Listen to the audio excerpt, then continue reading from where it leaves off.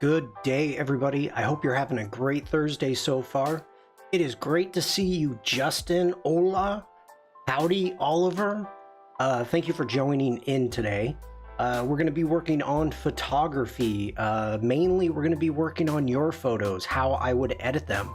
And Oliver, there are some bird photos that we're going to be dealing with today, so I may need your help. I don't know. Stephen Booth, hello. Stephen Booth had a question for me yesterday talking about blend modes in Photoshop. And I know Tim did streams on blend modes and also had a sheet, and I could not find it. So, Stephen, I apologize, but I did send him a link to Jesus Ramirez's Photoshop training channel that has an amazing stream about blend modes. So, Anki, hello. Let's go ahead, jump into some introductions. Doris, hello. Hello, everybody. My name is Shawn Kosel. I'm a photographer. I'm based in Germany. If you're watching this on Behance, you can click on my icon that's all the way at the top up there and follow along with us. If you're watching this on Behance, on YouTube or Twitch, feel free to click on the description. Whoa, get back here. You will see a Linktree link right there. Go ahead, click on that. And if you want to join the wonderful crowd in Behance, you can actually click Behance right there. That'll take you to my Behance page. Also, we're going to be taking a quick look at my Discord. So if you'd like to join my Discord, you can join from there. On my Behance page, you can either scroll below the link and it'll say something like join Shawn's Discord. Whoops, sorry about that. Or you can scroll down on my page and you will see it right here above my head. Join Shawn's Discord. So that's a couple different ways that you can do it. Also, friendly reminders, if you miss any part of the stream and you want to catch a replay quickly, I've got links here to my YouTube, and also if I scroll up to the Twitch channels, those are uploaded as soon as I'm done, so you can rewatch anything that you might have missed or might want to watch again. I don't know. Blend modes with Tim and Maddie. Ooh. Oliver, mod power.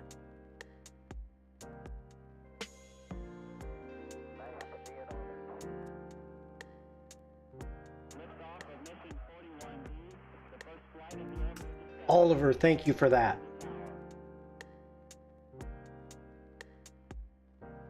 When was this? 1 year ago. Sandrine, hello.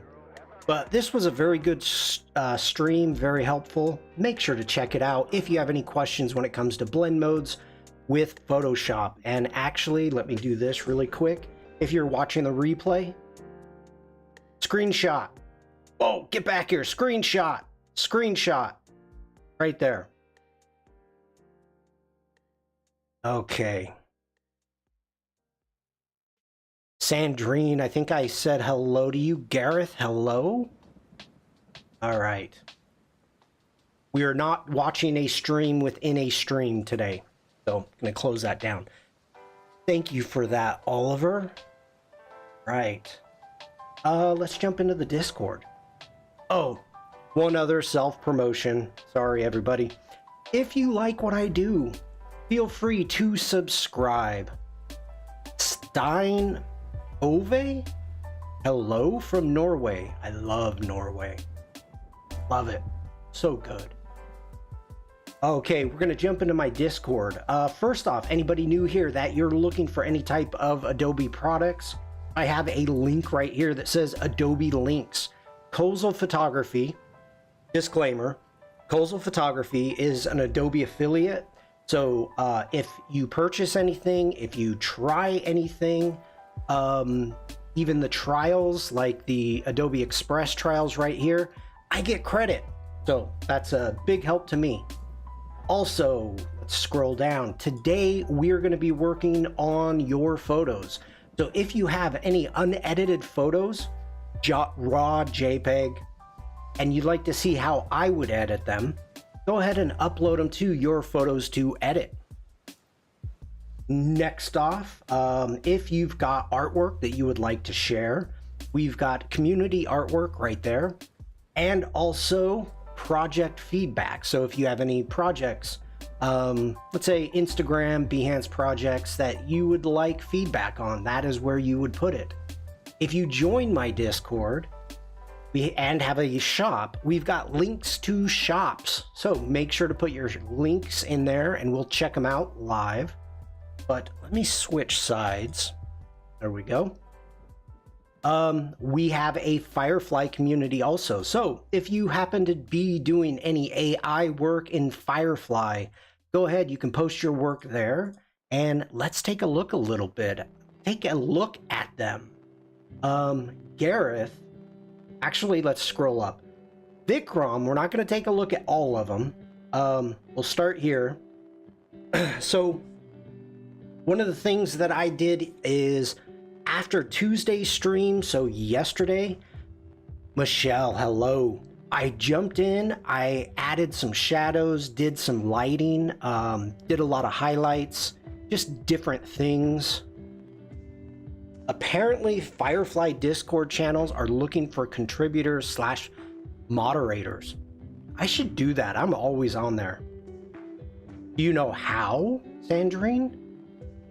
Okay, so added some depth, added some shadows, just playing around with it a little bit more. Next off, we've got Vikram. As the monster floated through the dark expanse of space, they couldn't shake the feeling that they were being watched by something sinister lurking in the shadows. They're pretty freaking sinister looking.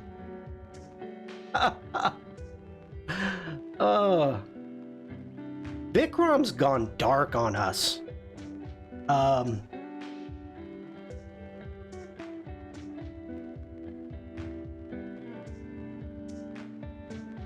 Gareth says, yeah, more info if you have, Sandrine. They need more mods for sure. You can just contact the administrators. Okay. Thank you, Sandrine.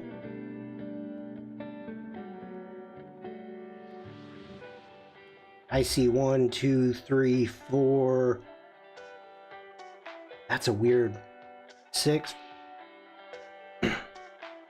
Stuart is asking what prompt did Vikram use? Hi, everybody. Or which one, Stuart? I know there's a little bit of lag. Were you talking about this one? And I can bring it up. Like this one right here, it is Monster University. Oh, all of them. Okay. So we'll just start with this one. Ooh. Open that up. Monster University, hyper-realistic fantasy science fiction, maximal minimalist. So if anybody is new to Firefly and you want to see what the prompt is that they use, Bruce, good morning. You can actually, 2 different ways. In the Discord, you can hover over it, and my lower third is blocking it right now, but on a Mac, the link comes up below. But if you also open it up in the browser, up here in the file name, we have monster scientist eating chemicals as a power hyper-realistic fantasy science fiction maximal minimalist. So they make extra fingers. That's a lot of fingers. But that's a quick tip to check out if you're wondering what somebody did as a prompt. It's actually in the file name.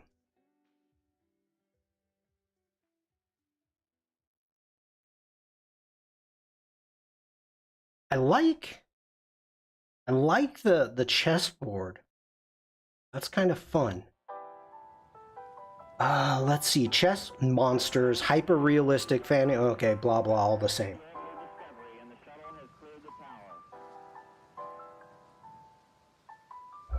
That one's fun. I like that one. What is that one? The chessboard was set. Oh my gosh. The chessboard was set. The pieces poised for battle as the chess monster surveyed the board with calculations and so forth. He wrote a book. I haven't seen a prompt done like that. Now we have Gareth experimenting with layered paper. This turned out spectacular, Gareth. Oh,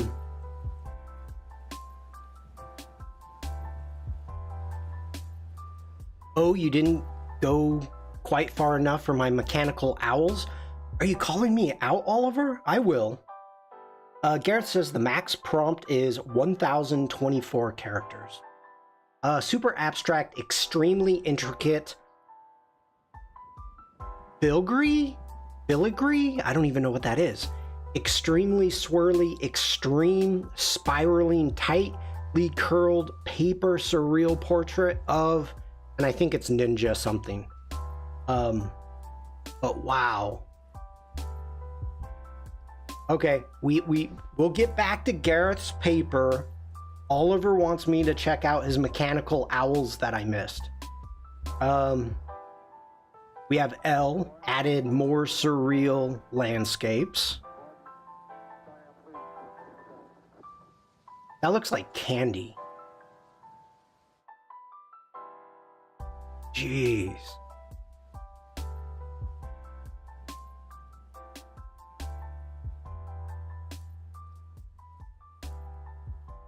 I'm curious. Whimsical amber garden with hypnotic weeping willow made of jacquard, highly detailed. Wow. I am going to have to get a thesaurus. Okay, now we're up to Oliver. Yeah. Going with the robots.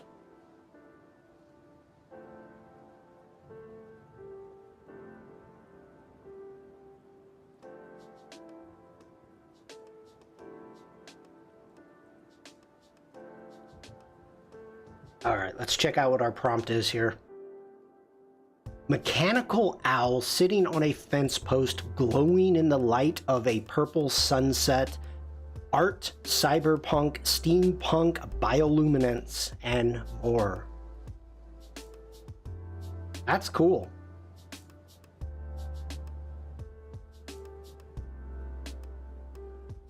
All the options.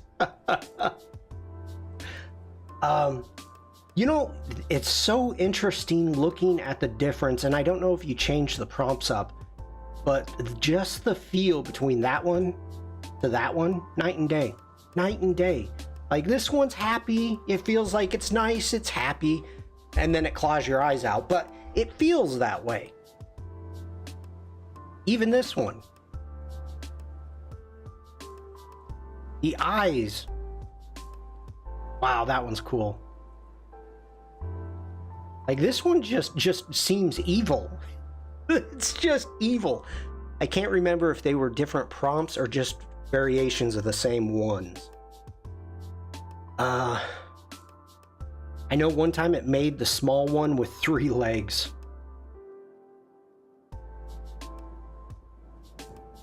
Wow.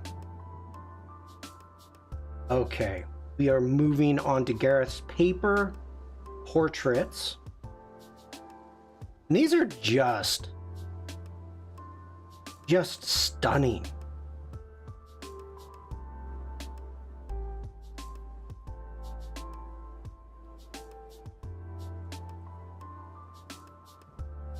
The flow, the lines. I mean, this is... I really like this one. I don't know. I don't know why. I really like it. Maybe she just feels tranquil.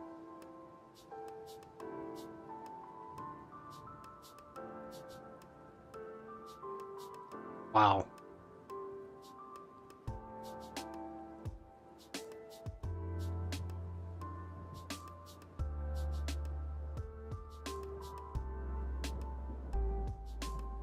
Is it, okay, Gareth, is it pronounced, is it filigree? Is the gold pattern? Filigree.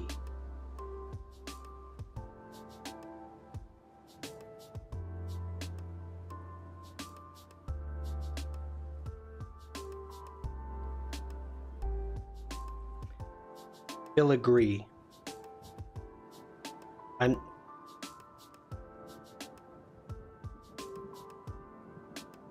One L.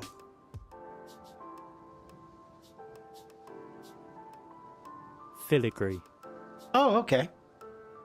Filigree. Filigree. I did not know that. Wow.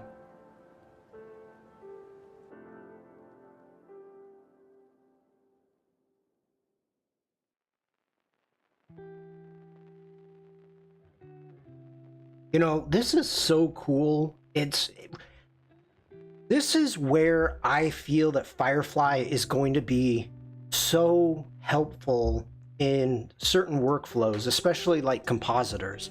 You know, we could, as a compositor, you can go in and really get some better blending than what the computer can do. But this is just so inspirational. Yeah, and the colors. Like, this is gorgeous.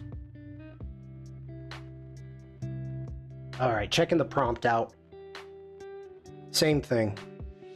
Samurai Warrior. Look at this texture. Jeez.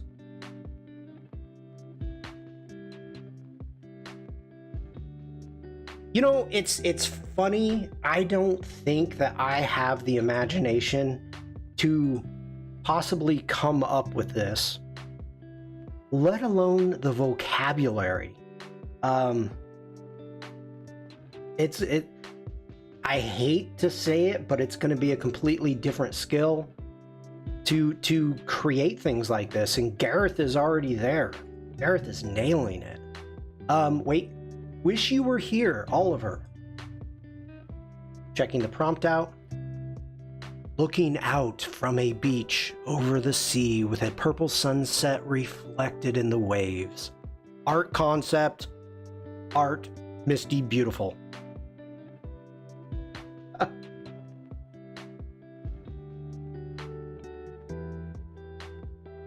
Wow.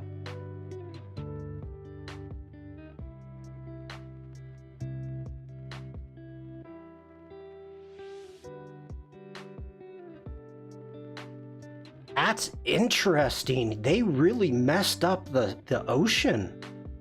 Like the reflection, the ocean should be purple. It should not be blue.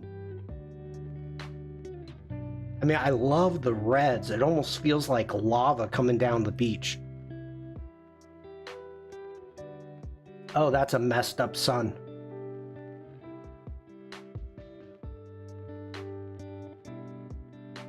It might be the options I picked.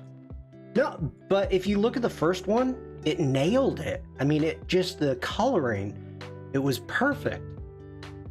It's just this one is off. I was going for weird colors. The two most used styles from the right-hand panel for me are 3D art and hyper-realistic. All right, more experiments with layered paper, just pastel colors this time. Oof. The dress is absolutely amazing. Didn't do a good job on the face, but I even like what it's got going, coming through the hands, coming down.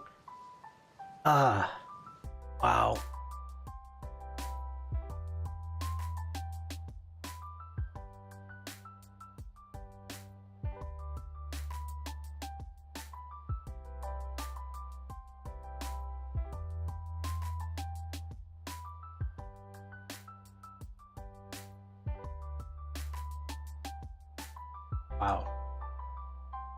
That is amazing. Oh my goodness, look at that. Ah. in my mind, I'm looking at these and I'm thinking, okay, how would I composite them? How would I make this? And wow, I don't know.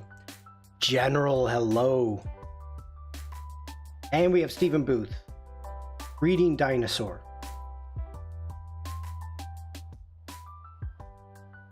Maybe this is supposed to be the thesaurus. Oh, wait a minute, Stephen. Oh my gosh. It just dawned on me.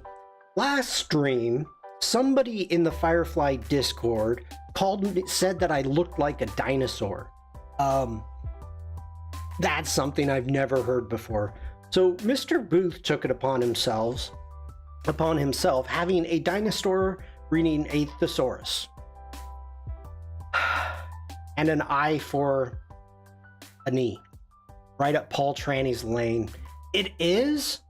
I absolutely agree. I'm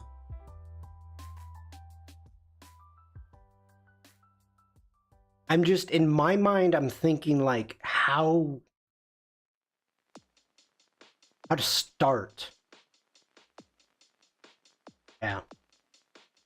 So good. Very inspirational. Very inspirational. Oh, Steven, I think you're lying to me. Steven says, I'd forgotten that. It wasn't a reference to that. You should have just taken the credit. I thought it was witty. Oh my gosh. All right. Keep them coming. You know, I think this is good inspiration, not only for our community, but let's jump over into Firefly really quick. And if you join Firefly, which if you have the app, or if you are trying to wait for the app or waiting for the app, this is a great place to be. So make sure, join in.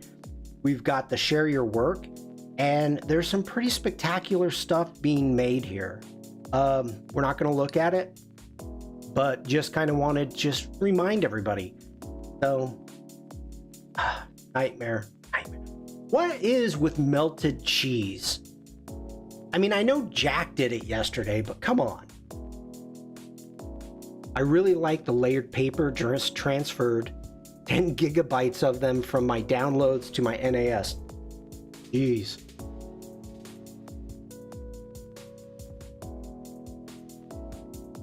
Roast. Okay.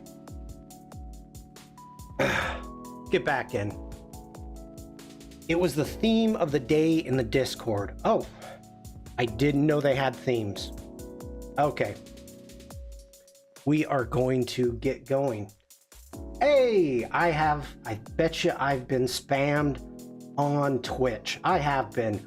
Hi, I want to offer promotion for your channel. Viewers, followers, views, chatbots. The price is lower than any competitor. The quality is guaranteed. Yeah, okay. Thanks for the spam. Arakia, hello. We can pay them 2,000 now plus 15 when we reach Alderaan. Alderaan. All right. We're going to be working on your photos today. So everybody that submitted photos, I want to thank you. Some of the ones we did in the past, just to kind of give you a background, is Michelle. I didn't know about that. I don't know where it is. Doris submitted this photo, and I was able to turn it into a night photo for her. That was a lot of fun, lots of work. Vikram had a product photo shoot, so we did that. Did also, let me scroll through, we did some landscapes. And I think we're going to start with Steven's before we continue on. Steven is here. That one turned out great. It was a great photo to begin with. Okay, let's see here. Yep. Steven is here, even though he called me a dinosaur. We're going to start with him. And I actually am very interested in this. Okay, so Gareth says, usually gets posted in the pinned messages, top right, in the Star Your Work channel at some point in the day. Okay, General, thank you. I guess maybe you mean me? Oh, share your work channel. Okay, well, let's take a look at that. Hopefully nothing crazy comes up. Jump back in. So I am on share your work feed right there. We're going to come up to the pinned messages, click on that, and here we go. Daily theme. How would you like your melted cheese? Okay. Thank you for that, Gareth. I'll put a good word in for you to become a mod there.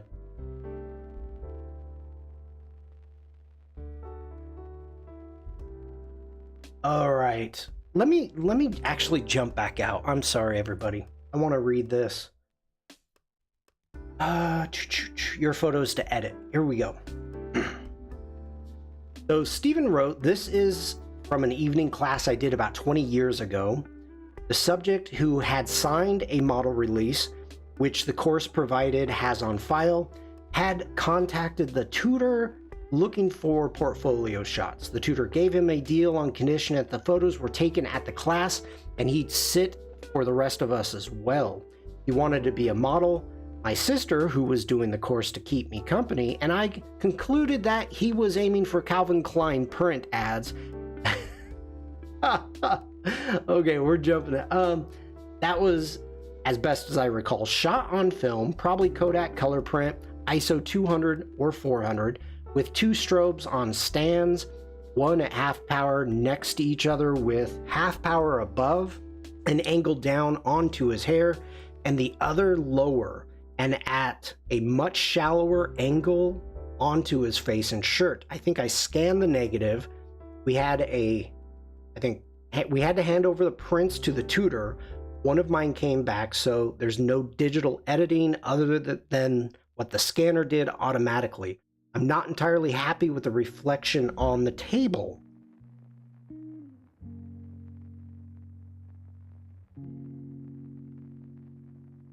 Okay.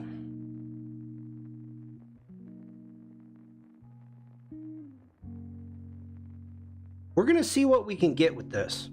So first off, let's take a look at our size. And this is wicked small. We're talking 300 by 448.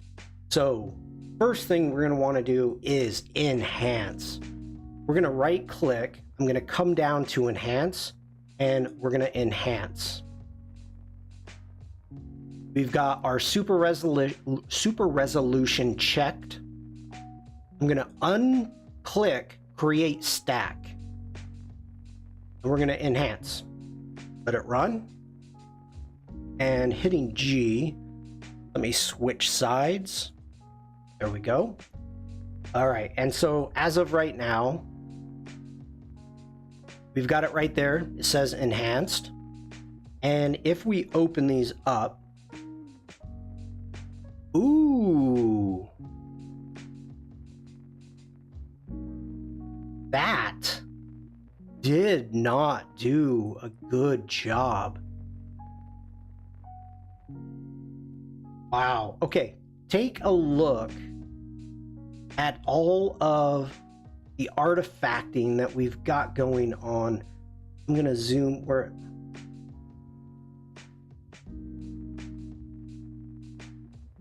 Jeez.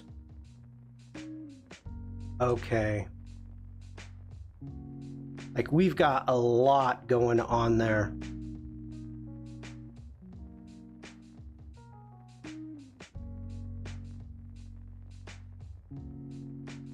We're gonna try, let's see, let's I didn't think I was gonna have this kind of problem. So what we're gonna do, we're gonna go ahead and take this into Photoshop. Lydia, hello. Now, yeah, let's do it. Let's go G. We're going to grab our enhanced. We're going to go Command E. Hope you're having a great day, Lydia. It's wonderful to see you.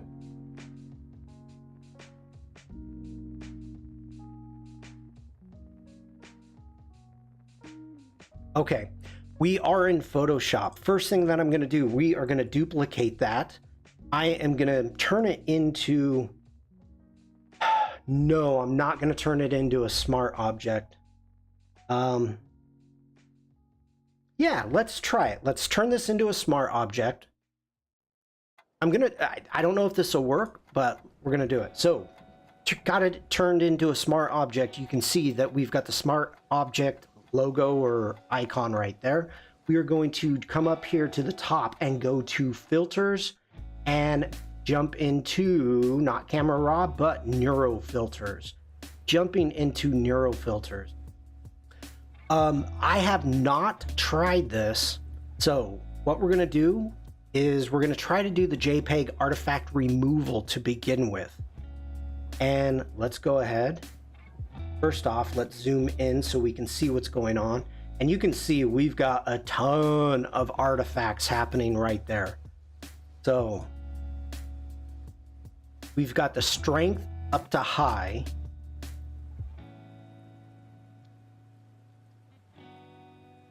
Okay.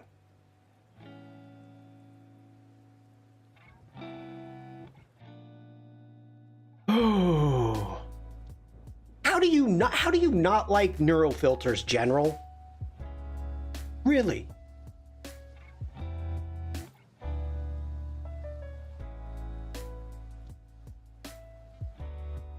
Let's bring this out as a new layer.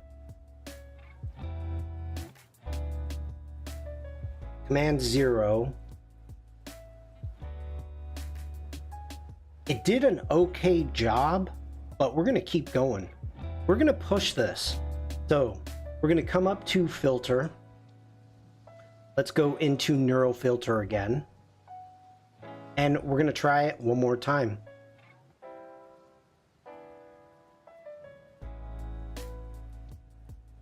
Okay. All right. We're going to hit OK. Let's start naming. That's our copy. That's our first. That's our second run.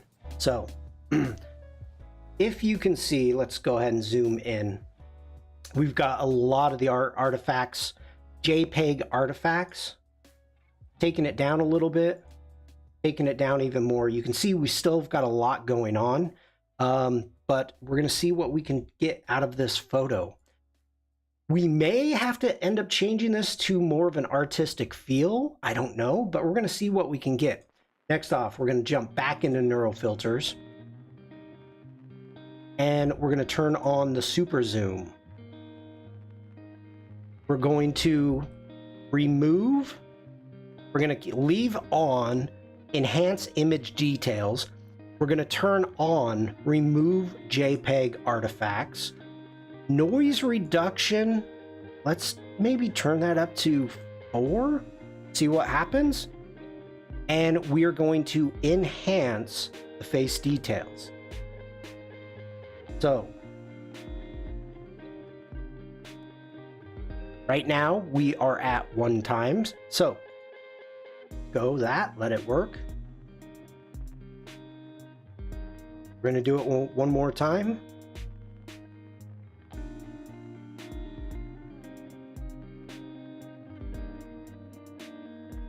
We're going to hit OK. Now, at this time, we need to go up to Image and Reveal All. So, Command 0. So, here are our originals. Now we're back here. I like what we've got going on. So the size, we've got it up to 1800 pixels wide. So I like that. We're going to go ahead and turn this one into a smart object. And Call this one zoomed. We're going to go filter, neuro filters. And as of now, I want to use photo restoration. So what I'm trying to do is bring out more details in the face. And I don't think I like what it did. If you look right in here in the face,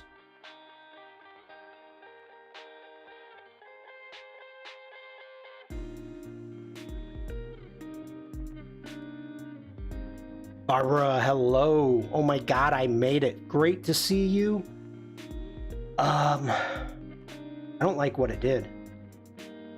I don't like that. So we're going to cancel out of that. Let's jump back into neural filters. And this is something interesting that I have seen. If you've got old photos that aren't black and white, but they're just wrong, like they're worn out, they're the wrong color, sepia or whatever, you can actually use colorize on colored photos. Now, of course, it took it in a completely different direction. Like, I think that background is supposed to be white. It really warmed his skin tones up. So this time it did not work. So we can cancel out of that. And I'm going to go Command S. We're going to save this. And close it. And let's jump back into Lightroom. So what we have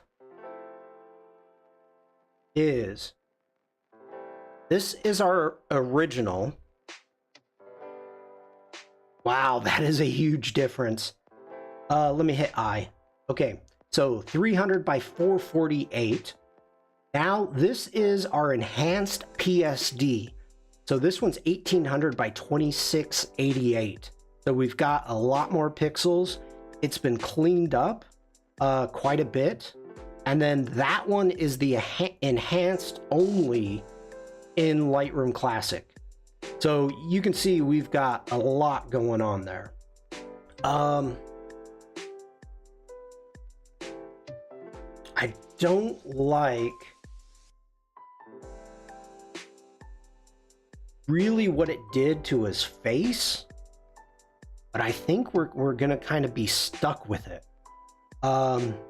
Even if we go back to the original, the lighting, oh God, that's such a huge difference. I can't believe that. Made him Two-Face. Well, the original, okay.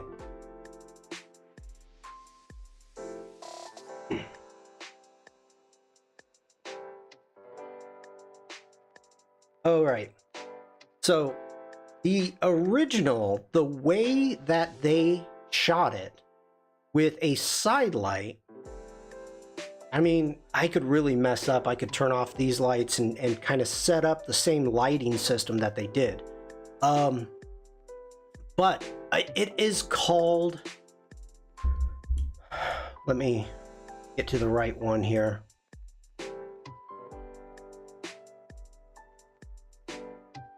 See that triangle right there under the far eye? That's what you're trying to get. Now, what they should have done is when you light it properly and you've got in the shadow that perfect triangle, that's what you're trying to get.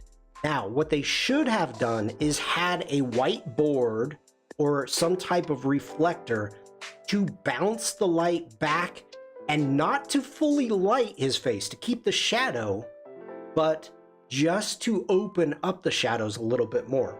Unless, of course, this is a style that they were going with. You know, this was 20 years ago, but that is actually, it's a painter's Rembrandt. A Rembrandt light is what it's called. Rembrandt was, I guess he's the most famous painter that used this style of lighting where you get the triangle, the perfect triangle right there as the light comes across your brow and the bridge of your nose, and it just spotlights perfectly right there. Rembrandt lighting. I knew I was going to remember that. So I see what they were trying to do. I think it was just too harsh, but maybe that was the style 20 years ago. I don't remember. Okay. But I do like where this is going to begin with. So, next off, if you are Arakia, cool, learn something new today. That's why I do this. If you take a look, start looking for that. Look for that triangle right there, and you're going to see it in paintings, in photography for, 1,000 years. So, or at least a few hundred years. I cannot remember exactly when Rembrandt was at his high point, but I don't recall who chose the lighting. Well, okay, now that's interesting. I'm assuming due to this was a photography course, the very first thing that you're taught when it comes to lighting and trying to do some type of dramatic lighting is Rembrandt lighting. That's the very first thing you learn. That's how come I almost forgot it. So I understand it. I just feel it's a bit too harsh, but let's soften it up. I still have my mannequin that I use for practicing lighting. I've got mine behind the green screen. Rembrandt was primarily a painter. Our youngest named it Pamela. Mine is called Ellie, because the stock number, it was like EL789, something like that. So I'm like, Ellie. Frank, hello. Passing by 2 minutes to say hello, everybody. Hello, Frank. All right, let's get into our basics. First off, what we've got going is our highlights on our face are way too bright. So we may not even do overall exposures in that sense. We may jump directly into a mask, and let's let Lightroom Classic find the person. There we go. We're going to click on the person. Now we get to choose what we want. As a default, when we have a person, we have entire person, and that's what the red mask is showing. We can actually turn that off and go to face skin. We can go body skin. And I think I'm okay with that. I've been thinking of getting an old shop dummy to try out lighting. That's a possibility. Okay, so we're going to come down here and create that mask. And let's just go ahead and zoom in a little bit. And I can see it's got some points that we do not like. So first thing, let's click on our mask. And I'm going to come over here to subtract. And I want to actually just use a brush. So I am just brushing away some points that I really don't want to affect. And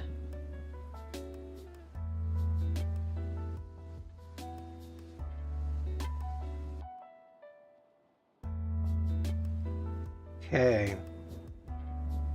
Probably could be using a stylus for this, but that's okay. Got a little bit going down here.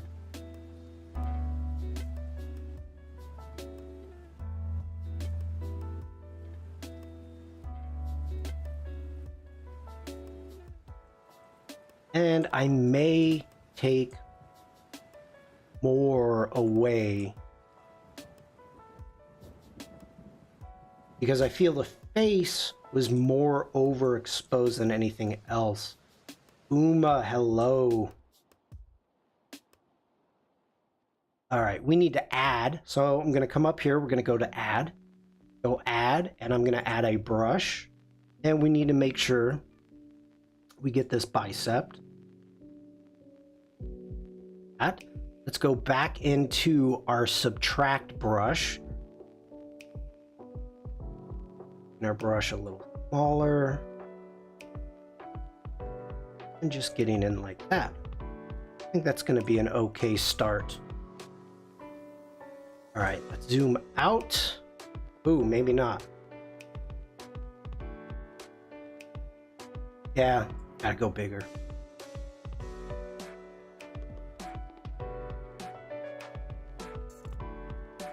Has some funky highlights going on in his hair.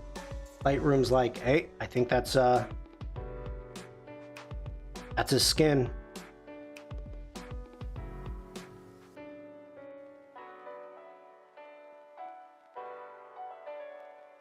All right, we'll take a look and see how it goes here.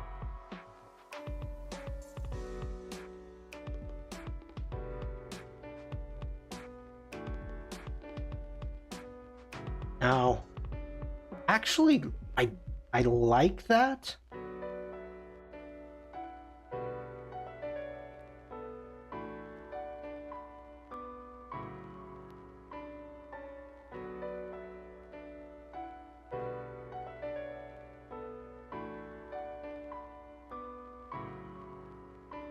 I think it's too much.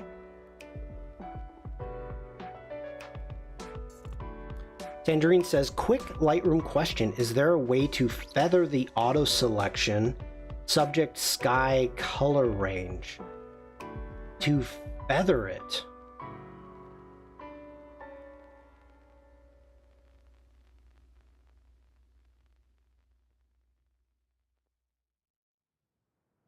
Now I'm thinking, you got me thinking.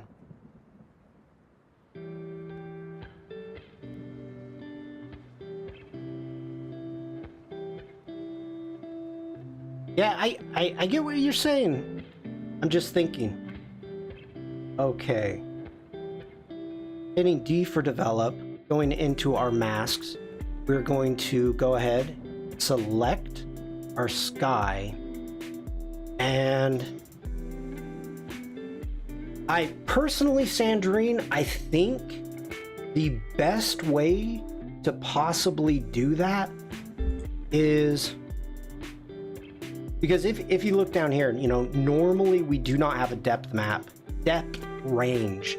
So probably the quickest way to do that would be to come up here, go to subtract, go into a brush, make our brush big, add a huge feather onto the brush, and actually go ahead and feather that edge yourself.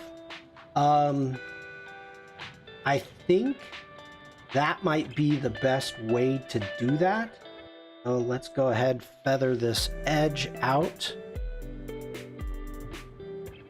and warm that sky up. Let's go something crazy.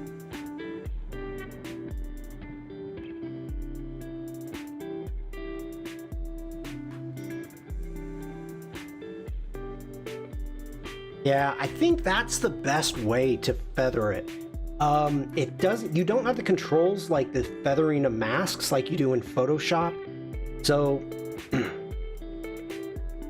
no, I think that's the best way, Sandrine. So if that's how you did it, I have to agree. You know, it would be interesting.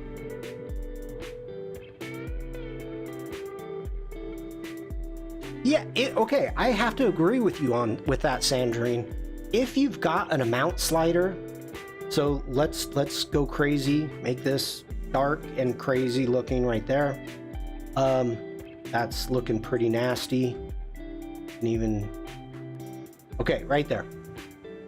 We've gone way overboard. Don't try this at home. I'm a professional. So if you've got an amount slider in which you can adjust, I think it would be really easy to have a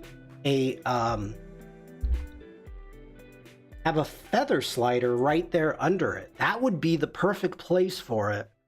So, okay, I was just going to write it down. Sandrine says, I'll put in a feature request and sign disgrunted Turnbridge well. Okay. Only the Brits can understand. That's true because I have no idea what you're talking about. All right, let's go ahead. Let's delete that mask. All the way. Delete all masks. Hitting G for grid. Bernd, hello. Are you back from Berlin? And you never did say, Bernd, where you were doing in Berlin. So, interested. Okay. Getting back into our mask.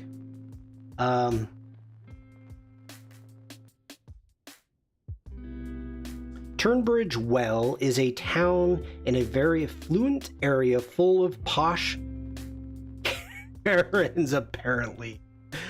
Disgrunted posh Karens. Yes, I am. Okay, welcome home, Bernd. Welcome back to the reign of Wiesbaden. All right, I want to take down the saturation. Now, one thing you do, anytime that you darken an image up, let me actually set that back to 0. And we're going to toggle using the toggle up here. So the skin right now is pretty well blown out. And you can see what's going on. It's really bright right there. So if I toggle the mask back on, I'm darkening that up, but it really messes with the saturation of the skin. So anytime you darken an image up, it oversaturates the image. So you want to be aware of that, that every action that you do could possibly have repercussions that you need to be aware of. So with that, if you just pull down the saturation a little bit to get that out,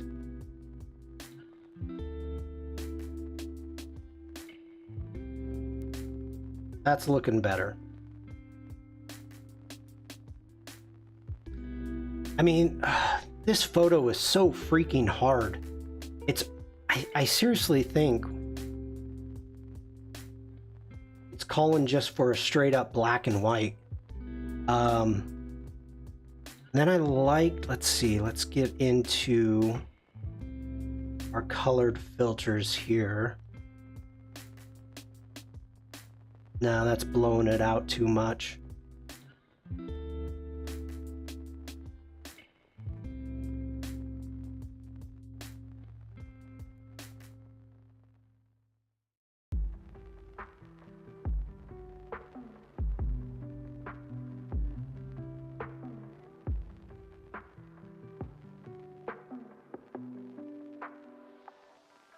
Now I'm taking down the texture quite a bit.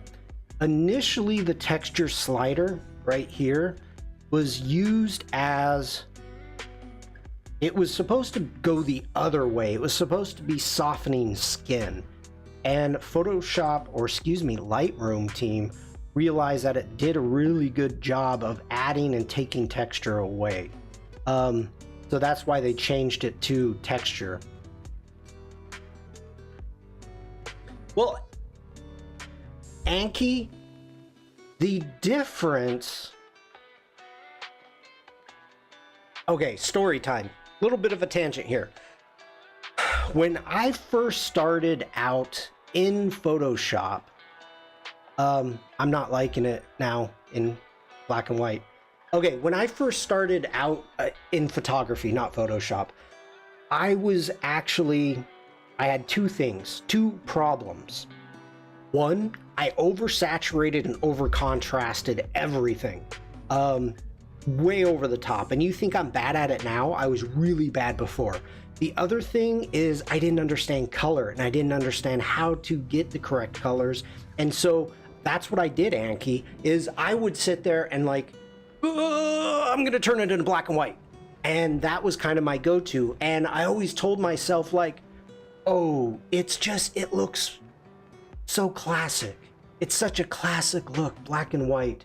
Looked so great. And it was the reality was, it was because I was hiding the fact I wasn't good with color.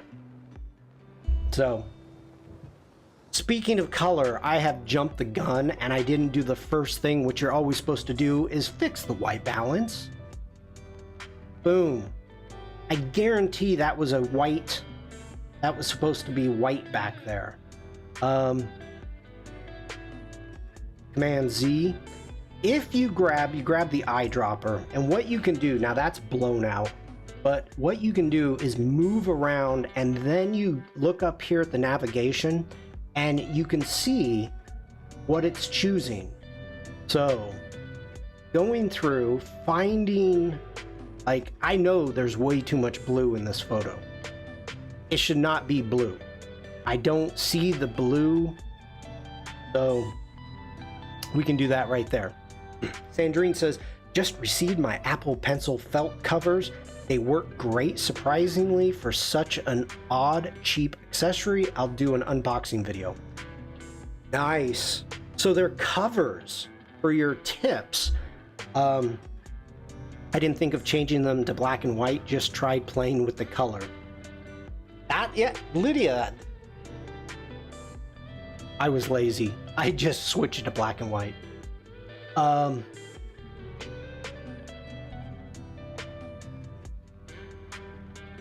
I don't know how far I want to go with this photo.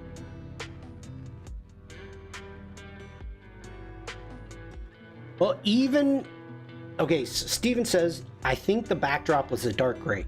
Even if it was a dark gray, what you've got is a heck of a bright light. I mean, look at the shadows you've got going. So if it was gray, the lighting will turn that spotlight into, should be white right there. And it is pretty darn close. 66.3, 66, 66.2. So that is really close.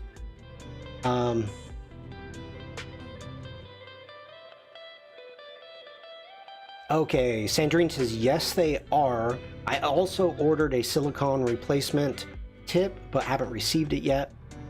No more annoying noise. Lydia says, no, just because I can't use black and white, or it was some slight editing for a client. Oh, okay. Gotcha. All right. So on the overall, I'm going to bring down the saturation a little bit. And Steven was saying he didn't like the reflection in the table.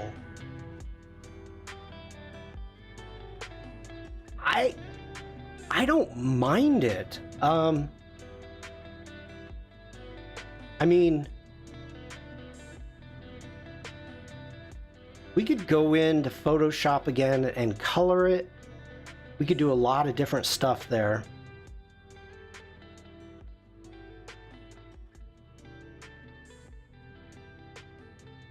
But Steven, let me know what, if your issue that you've got with the table, if it's those white spots right there.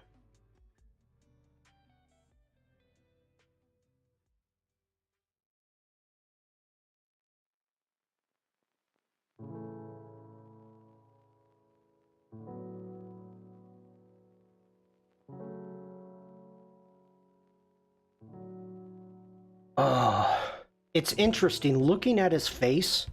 Like, we've got the hot spot coming through here. Like, the color that we've got is neutral, which would be right in the middle of his forehead. It looks great to me. And then we're getting over into the black shadows. I like the fact that we opened it up enough so you can see the jawline right there, and you can even make out the shape of the eye. So I'm actually liking that. This whole strip through here is really strange. I'm wondering if we want to get rid of that. We want to blend that.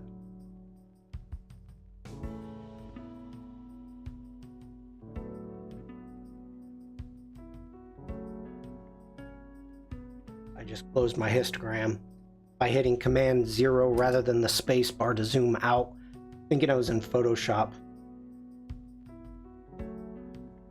Now, zoomed out, I'm okay with that. Okay, let's keep going. We're going to do a little bit of noise reduction in the details, and I don't think I want to go too crazy with really anything else. So we're going to bring up the luminance, bring up the contrast just a little bit. Now I'd have clipped his shirt so it was smoother, more figure hugging on the front. Yeah, I had to do that. My wife had a dress and it was too big for her. So I took a bunch of clothes hanger clips and like bunched up the dress in the back and is like putting all these clips in to get it to form correctly, and that's a good little tip there.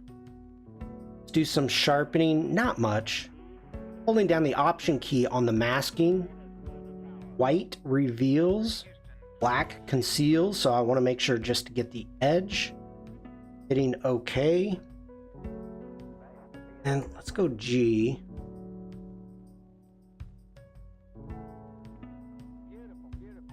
All right. So this is the photo that we started with.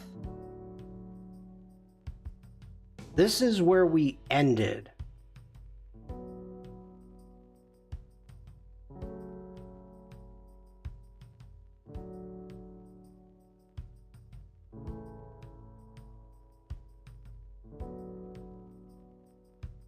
I feel it's too warm. I feel it's too warm. Go in D. Let's get back into our basic panel. We're going to cool this up.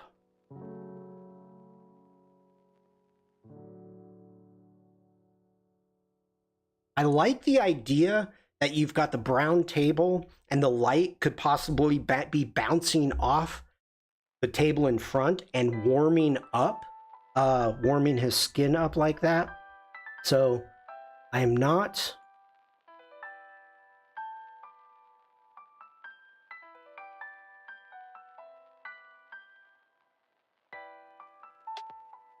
I'm okay with that. I'm okay with that. I might have gone in and cleaned the shirt up. But I don't know if really this photo is worth the time. I mean, you can see, wow, let me zoom in, not zoom out.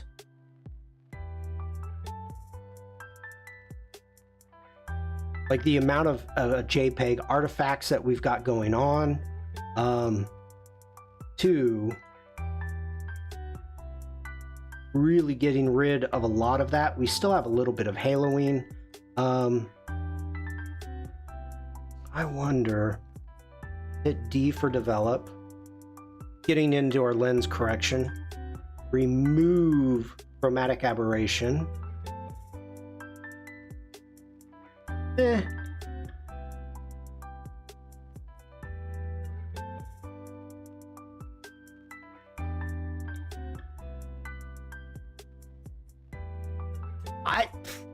Personally, I would say this has been somewhat saved.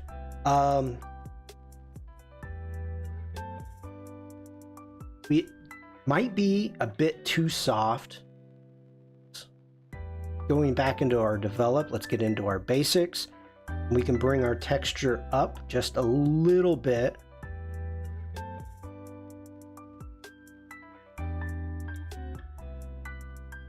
Warm it up just a little bit more, or cool it, excuse me.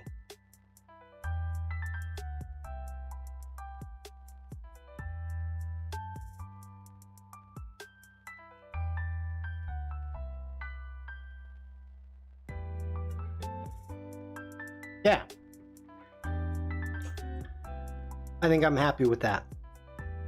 So really quickly, we were able to take it in, It's twice as big. So the original image, just to recap, Angus, hello. It's great to see you, buddy.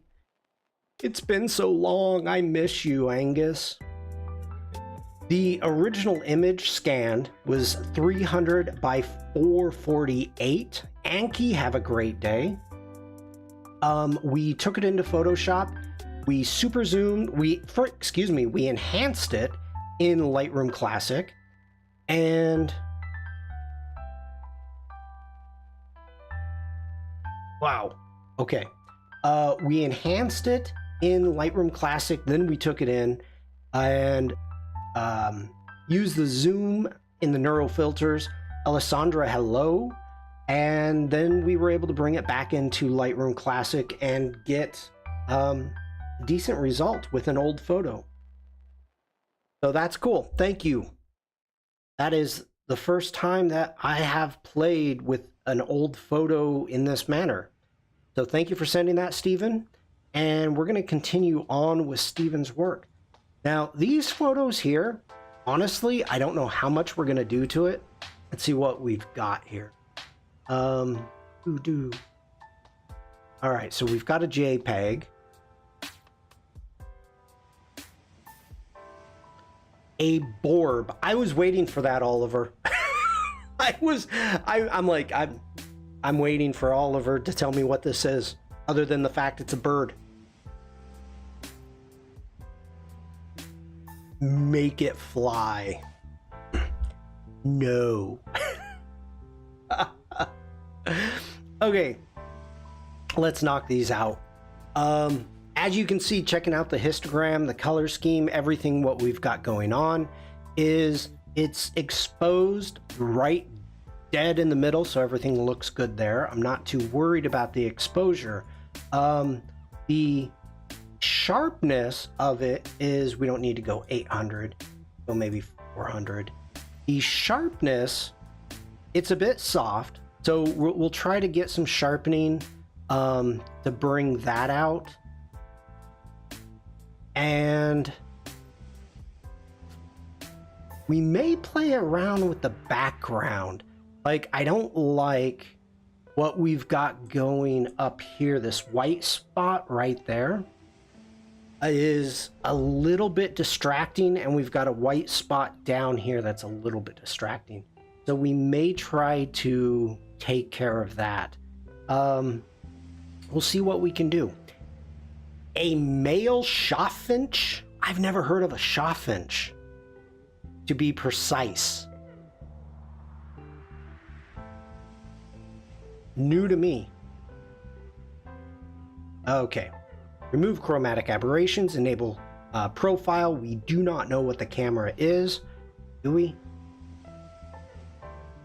No, don't. Okay, transform. I am checking everything out. Shaw off inch. Oh, okay. Chur like church. So, chaffinch. Chaffinch. It's a catfish with a speech impediment. We're gonna go into crop. We're gonna grab our angle, and we're just gonna make sure that this post here is straight. And so, we're gonna go ahead, close that down. Now, you can correct my speech, but just remember, it doesn't matter because I'm not visiting the UK right now. I do want to go to South Wales. So I've talked with my wife about the possibility of going to South Wales and down to the southern UK to visit somebody way down south in the UK. But all right, let's see what we got. We're going to bring down the highlights a little bit. I think we're going to bring up the exposure just a bit. What have you missed? We're going to increase the contrast. Steven says this was a trip to Ellen Valley, there's a series of dams, but one of them wears a burger van.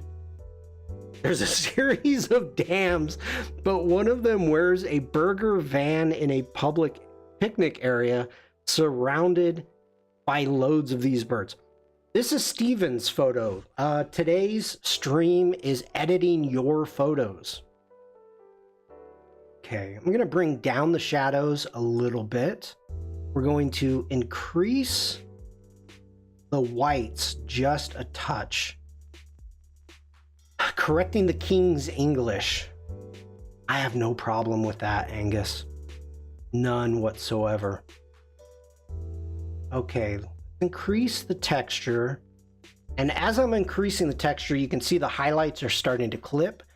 So we can fix that. We can just go into our whites and bring our whites down. We're gonna add some clarity. I don't want to get crunchy with it, but we can add a little bit of clarity.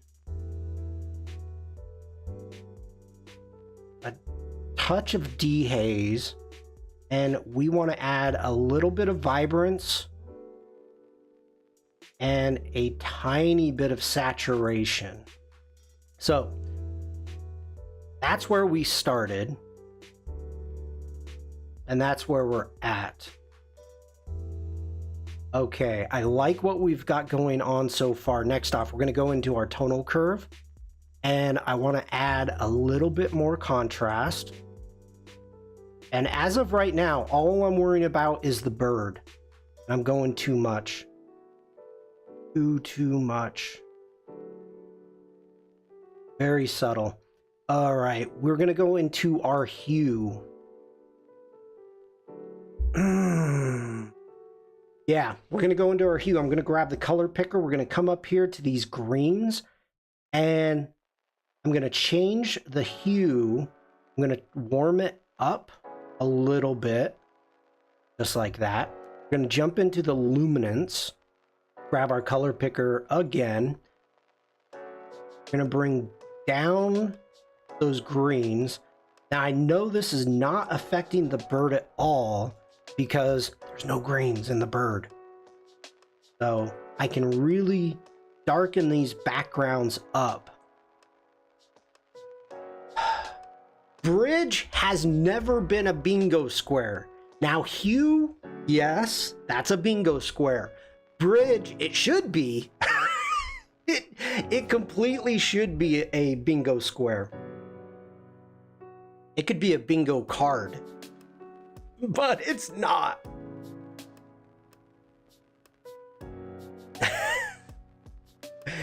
By the way, anybody wondering, Angus is playing Kosel Bingo. Okay, so that, I like what we've got going on. Let's put the color picker back. Eventually, I'm going to want to jump in here and remove some of this noise, but that's going to be a global. So as of right now, I want to grab the background. Let's see how it does. Show overlay, show it to me. And I grabbed everything except for the bird. Interesting. Creative bingo.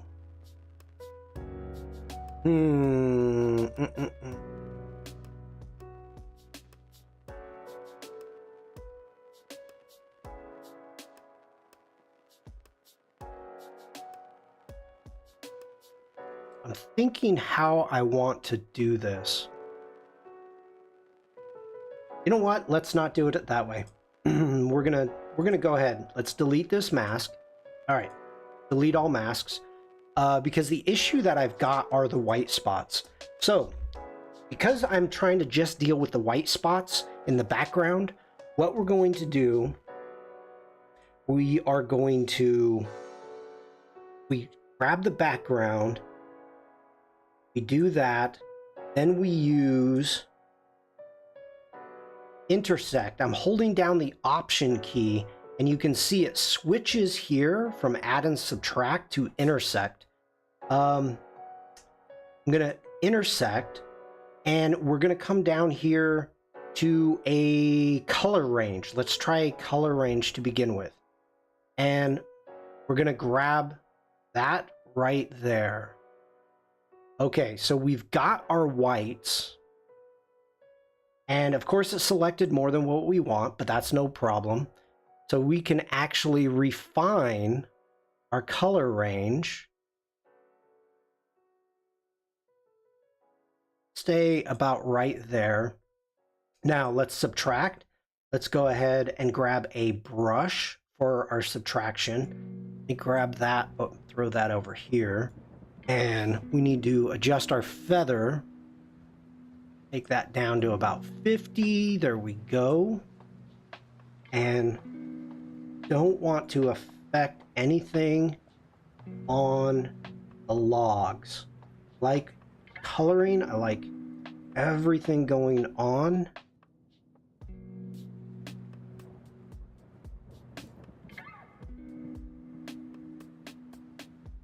Like this bright spot down here, I like because it's bringing the eye to the bird. So I'm happy with that. That back there. Okay. Move panel back over there. Now, I'm gonna bring the exposure down. And let's actually add some greens, a lot of greens into that. Decrease the saturation of it a little bit. And that's what we had before, that's what we have now. I like that. And come in here, we're gonna take the texture down, take the clarity down. Make sure we've got nothing there for sharpness. We can increase the noise.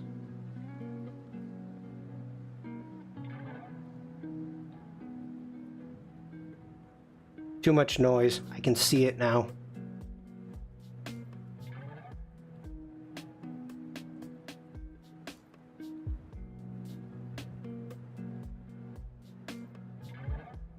Are you telling me I'm doing all of that and it's not adjusting? Yep. I'm like, what is happening? You gotta be on the mask, Shawn. Be on the mask.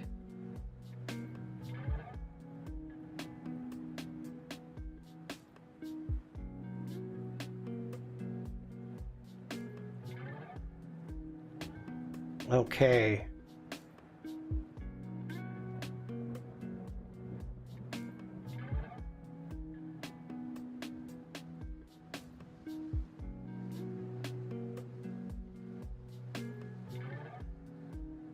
All right, I like what we've got going on up here. This area, I'm not liking it, so I want to do some blending with that. So let's go ahead, let's get out of our masks. And let's get into, not our masks, go into here, turn off our visualize spots, and we're gonna just do,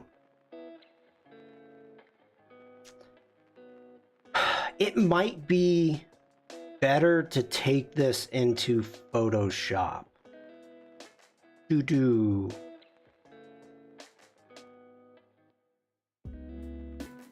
Well, let's see how it goes.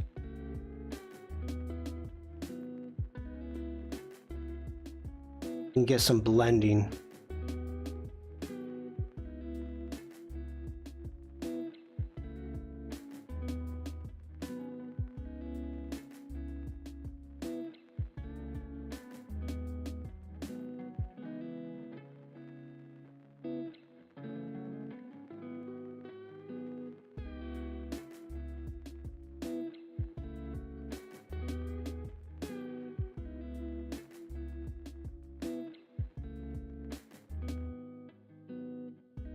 I'm okay with that. Just feel like we've got some funky stuff happening. Nope, we're gonna take it into Photoshop. When in doubt, when in doubt. Orb with a blurred background. That's a lot of bees. Angus. Gonna go G, Command E. We're gonna edit a copy with the Lightroom adjustments. Yes, please. Vikram, hello. Let's go ahead. We're gonna add a new layer. Let's zoom in. Let's first off, actually, before we do that, let's go Command J, and we're gonna use the patch tool. So patch tool. Unfortunately, the patch tool is destructive, so you have to end up using on the original layer. Not a huge fan, but you do what you got to do. And the thing to remember with the patch tool is you do not have to hit Command D to deselect every time that you're working. You just keep clicking and keep going. You don't hit Command D until you are actually done working with that. So Command D, let's zoom out a little bit. Just getting a little bit of blending. I'm liking that. Ooh. Herithka? Hello? I am hoping I pronounce your name correctly. That is a cool name. Hope you're having a great day. We're kind of having the same issues up here with the black, just simply because we are talking about contrast, and contrast is drawing the eye. Vikram, do you know everybody that's from India?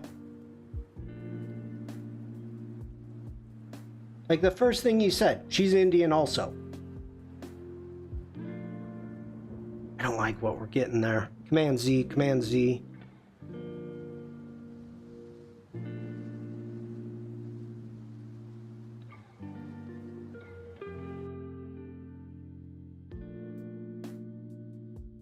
Vikram is not responding to me.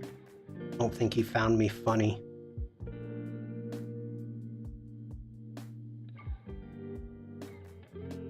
I thought that was kind of funny.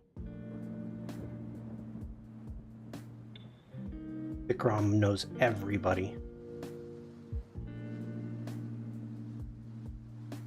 Nothing? Nobody? Hello? Is this thing on?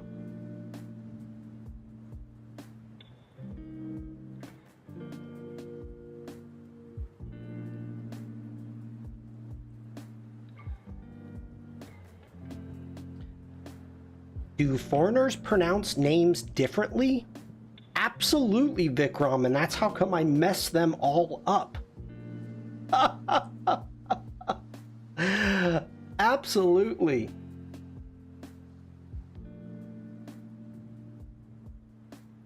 It's okay. Happy to be here learning new tricks on Photoshop. Welcome in. And also, if anybody has questions about Photoshop, photography, Lightroom Classic, throw them in chat. There's some smart people in chat that could answer them.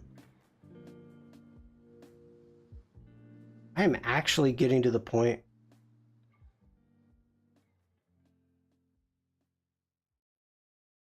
just trying to get some blending. Soften these edges up just a little bit. I'm more worried about the hard edges. Anything else.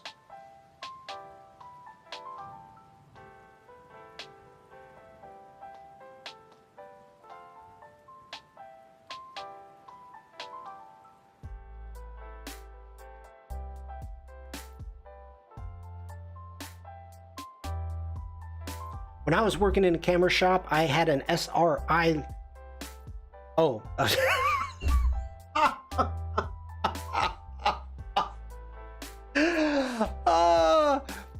Shawn, read the whole sentence before you start reading it. When I was thinking like DSLR. Oh my gosh. When I was working in a camera shop, I had a Sri Lanka client, and getting the name right was a nightmare. He didn't mind too much, probably used to it. My mind went directly to DSLR. And an SRI. I'm like, okay, these are acronyms. They're smart people in chat. They're probably like, yeah, you know, a famous camera. How do you not know about it, Shawn? You dummy. Oh my goodness. Okay. We can actually just get rid of that layer. Ollie, hello. Welcome in. Let's go Command S. We're going to save that. It's saving it directly back into Lightroom Classic. We can close down Photoshop. Let's jump over into Lightroom Classic right there. And as you can see right here, let me zoom in. We've got our PSD where the original is a JPEG. So we've got all of our layers. We've got everything that we need here. Hitting D for develop. We are going to actually, let's go back G, get to our grid. Gonna go to the original, hit D, and I'm gonna reset this whole image. So that way we can see where we've been. This is the original. This is where we're at right now. So original, getting back there. I think getting rid of those white spots makes a huge difference. Just stopping the eye from being dragged from your subject here out of the frame. That's the last thing you want to do. This framing that Steven's got with the posts right here is quite good. I like the fact even if we go into our crop, you can see the use of the thirds spot on, very close. I'm happy with it. Even if we go to our magic, let me take this around. I mean, look at that. You got the eye, and boom, anywhere we go, we're looking good.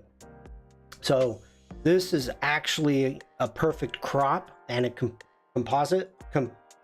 composition that Steven did. So let's keep going. Let's get back into here. I'm reading before I read aloud.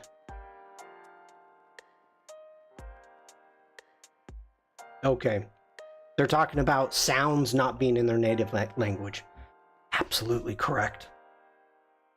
But you know what? Here's the thing. And this is what I love about having an international audience. You know, you make fun of me because of how I pronounce some of the, well, everything in the UK, which is perfectly fine. And I'm happy to learn. It's the same way, you know, when I was showing things from Oregon and pronouncing the places and how they were spelled, because of the Native American influence, the way that it's pronounced is completely different from the way it looks. So I love the fact that we are open enough to actually to learn from each other. Sandrine, not organs again. Oregon.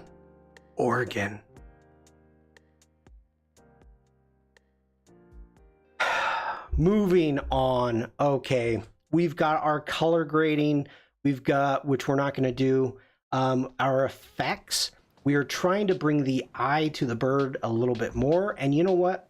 Because I want to do that, let's go in. We're going to select subject. Perfect. We are going to go ahead, increase the exposure.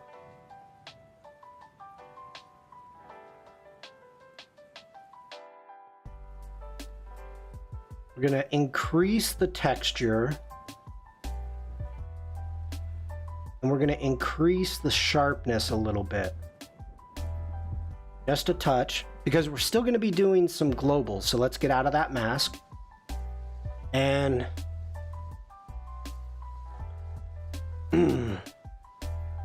Sandrine says, one day I will go to the capital U, lowercase s, lowercase a, and will make sure that I go to lowercase Portland so I can impress the locals. Just when you go there, just make sure to say, is this Portland, Maine? People like that. Sometimes even our own people pronounce some names wrong. Yep. Steven? Okay, Steven says, yeah, weirdly, the streamers who consistently get my name wrong are native English speakers from England. Steven, but the problem is, now, okay, here we go. I'm a subscriber to Ryan. People see my streams every day in my stream. Every time I say, hi, I'm Shawn Kosel. I'm a photographer. I'm based in Germany. I say Kosel. I say Kosel. I've been on Adobe Live. I say Kosel. People still get it wrong. And so Ryan was working on my alien and was saying Kosel or Kosel, something like that. It was funny. Arakia says, yes, my name is a little of a mouthful, but Shawn has no problem with it all. I love your name, Arakia. I mean, it's boom, boom, boom. I dig that. But Steven, I messed up your name because it's Stefan, yeah, I mess it up. Kosel, that's Kosel. How did that turn out? How did it turn out black and white? I didn't go black and white. I stayed color. Okay, here we go. We're continuing on, but I like talking about names, pronunciations. We're going to give it a vignette. We're going to just go ahead and take that down. I'm taking that. And we're going to actually jump into our details. And I want to take some of the grain out. Not a ton. Now for the sharpening, we are going quite a bit of sharpening. I'm going to hold down the Option key. We're going to go into the mask, and I want to make sure we really are just getting the edges like that. Bruce says, by the way, you're alien and laughing. Yeah. That's what I get. I did, okay, hold on. Wrong button, everybody. Hold on. Michelle says, my last name is just as difficult in most Dutch as it is for people from other countries. Nothing wrong with that. Absolutely nothing wrong with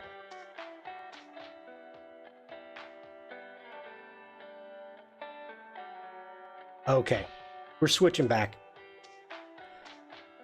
So, Ryan is making my alien up, and completely when I filled out the survey to have my alien made, I was joking around. And Ryan went with it, didn't blink an eye. So I absolutely love the fact that he went here. Aya, hello, welcome in. With the cap, I said I wanted a cap, and he's like, first off, he was having a major problem with the goatee with the platypus bill. He nails it. Loved how it looked. He was getting a gnome feel with the hat, and he wanted to get rid of it. So I'm like, yeah, okay, get rid of it. So I wrote back to him and said, hey, I don't mean to, be an art director, but could you add like swimmer's goggles? Because a platypus is a water animal. Could you add like swimmer goggles on his head, but have them be way smaller so there's no way they would fit on his eyes, but have it like just to break up that giant forehead like what I've got. Just some goggles up there. So I don't know if he's going to do it or not, but I hope so. But Ryan, thank you. I don't think he's ever going to see this. A freaking laser attached. Oh my God, General, that would have been awesome. Oh, at first I was thinking that I wanted a fin. I like a old 1950s Rocket Man fin right on the head, but okay. Somehow this character gives me a Kosel feel. That's I thought he nailed it. I thought he nailed it. So, get back into Lightroom Classic. Okay, I missed a bunch of chat. That was to Lydia. I won't read the whole thing, Sandrine. Okay. There you go. I think I'm good with this. Nothing huge change-wise. Let's go ahead and hit G for grid. Go full size. Okay. That's the original right there.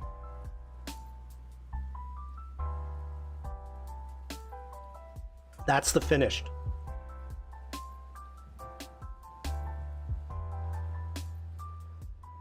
So the original, much softer, muted tones, a great photo, and then just trying to make it pop. Making sure to bring the eye to the subject.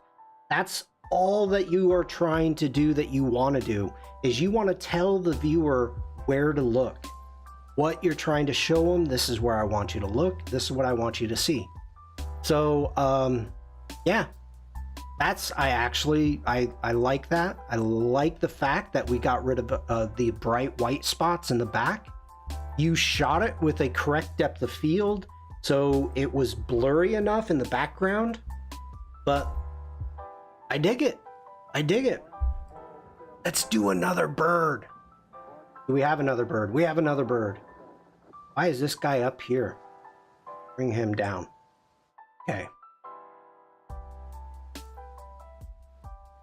Actually, let's take a look. We'll come back to the bird maybe. We have, let me know in chat, do you want me to work on the bird? Do you want me to jump into some flowers? Anything that's red has already been worked on. Anything that's green has not. So is there a style that you would like to see? General, there is no need to do anything to this. This is a 3D render. I mean, do you... I don't know what else I would do to it. If you want me to, I will, General. I will, you know what? Okay, ladies and gentlemen. Ladies and gentlemen, no, it's good already. Oh, General, no, it's not. This is a horrible photo. This needs so much work. We need to do so much to it. And this is all for General. By the way, everybody, this is actually Gareth's. Do what you wish. Oh, it's non-destructive. So Gareth in chat, this is Gareth's. He sent it over to me. So we're gonna actually work on it. We're gonna go D for default. Let's go up and let's remove any chromatic aberrations, because I know 3D has problems. It needs to be background replaced.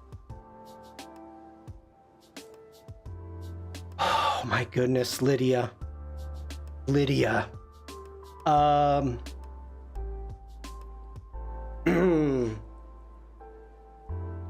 I was not gonna do this, but Lydia is bringing this out. Bringing this out. Okay.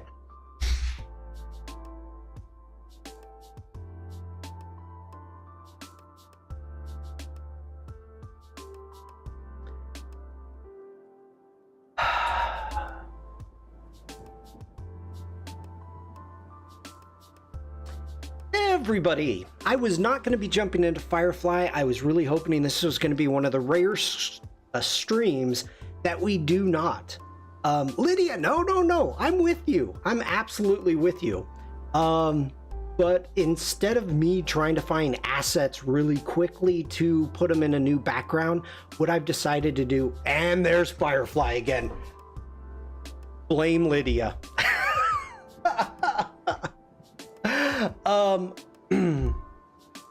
I wasn't going to. I didn't have it open. I apologize, everybody. I'm sorry, but we're jumping into Firefly. Okay, we want pink landscape forest made of cotton candy. We are gonna make this the cutest background ever. We need to go widescreen.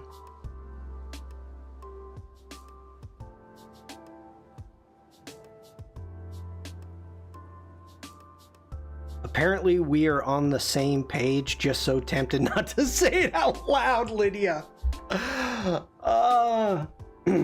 That's funny. That's funny.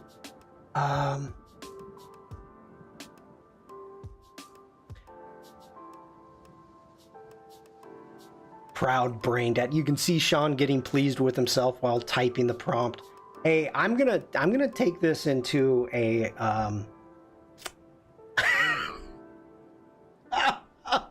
Justin says I'm already getting diabetes looking at this.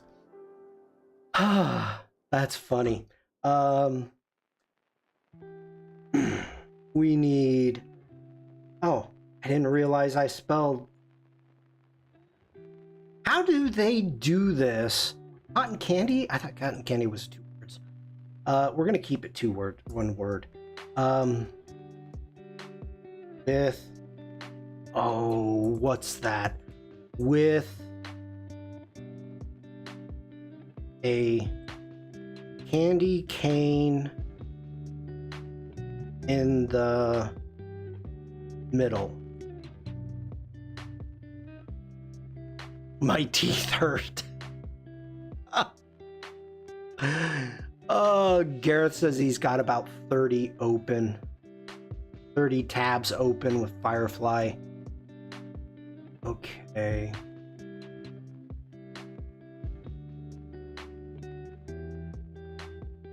I like where that is going right there. So we're gonna turn that into our reference. I don't want to lose it. I should download it just to be on the safe side. But let's go ahead.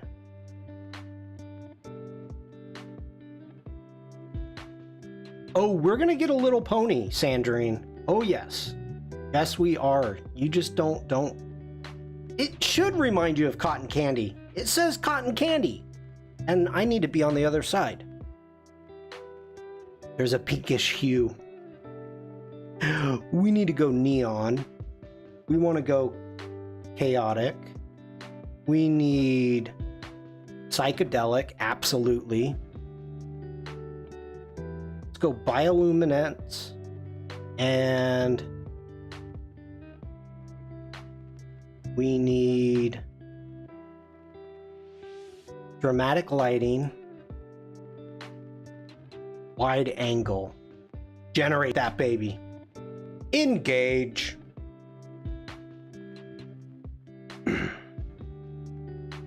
Oh no, I want to stay. Oh my goodness.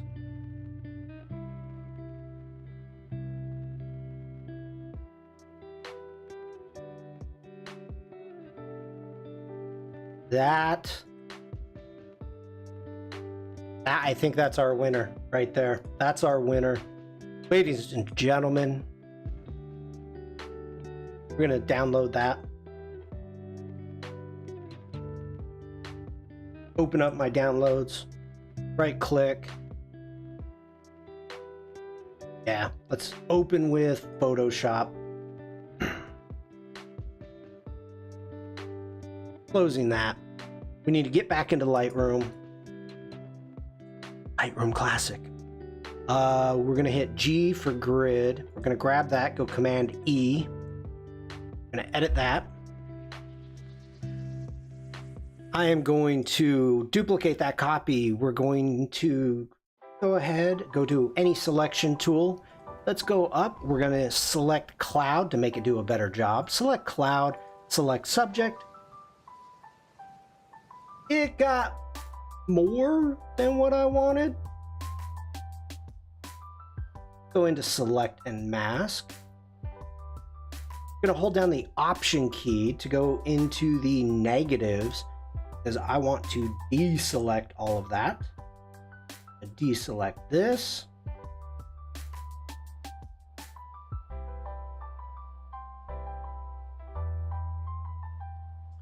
Going into paint, negative.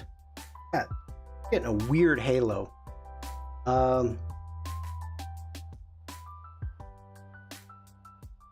Wow, Command Z just happened. Okay.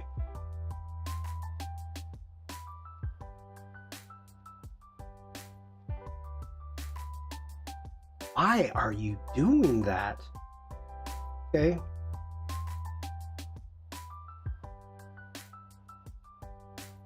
Making me do it the hard way. Come on, Sensei.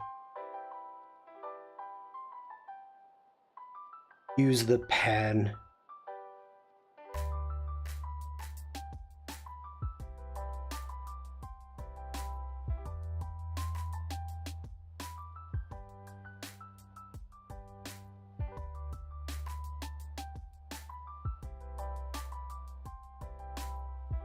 Probably could, just simply because at this point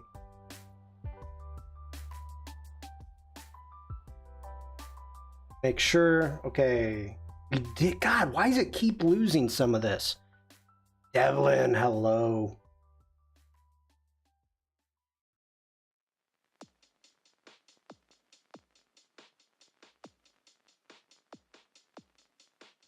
Blues.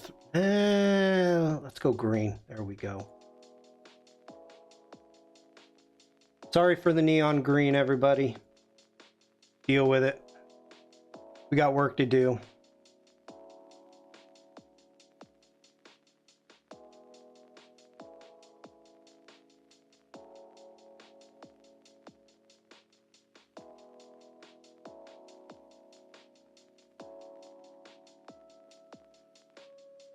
I tell you, this is not liking me today at all.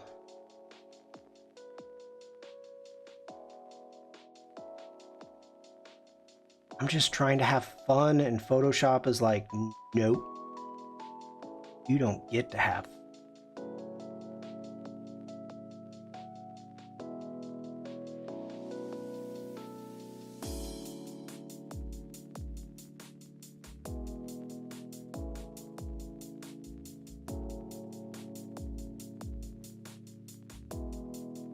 Oh, that ear is still messed up.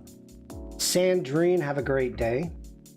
I hope to talk to you. Maybe.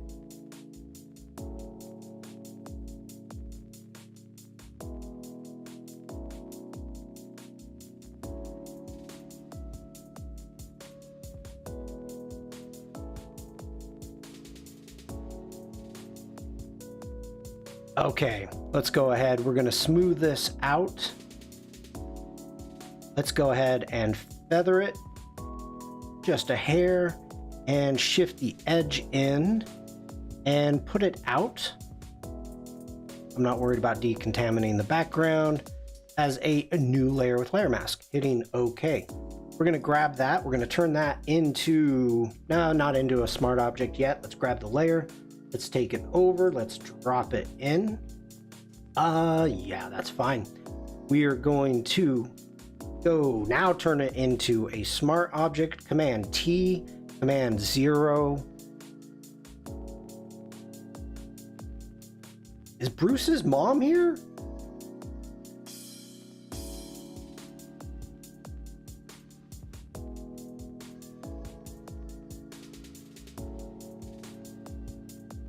Okay, next off, let's go in. Let's grab a curves adjustment layer. We're going to clip it down to our baby Yoda, making sure that we are on the curves.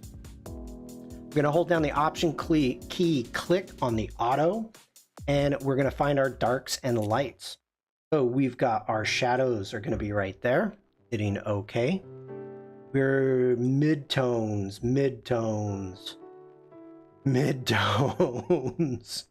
I'm not seeing. maybe there. No.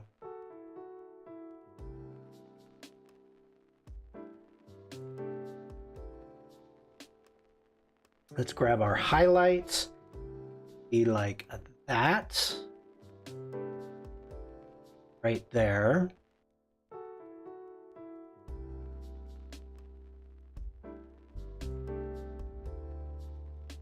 Hitting OK, no. Next off, we need an exposure. So let's actually go with a hue and saturation. Let's clip that, whoops, excuse me, Command Z. Clipping that down, getting into our hue and saturation. And let's go ahead, zoom out. First off, don't forget to make the lights, oh, Gareth.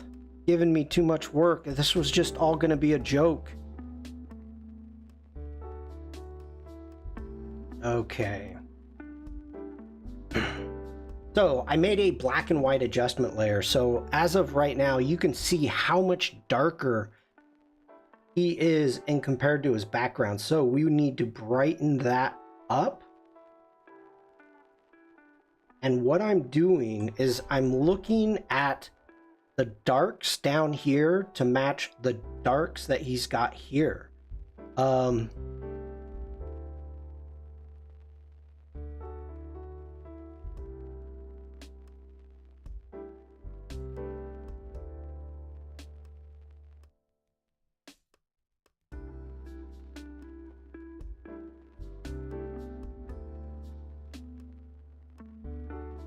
Let's go ahead.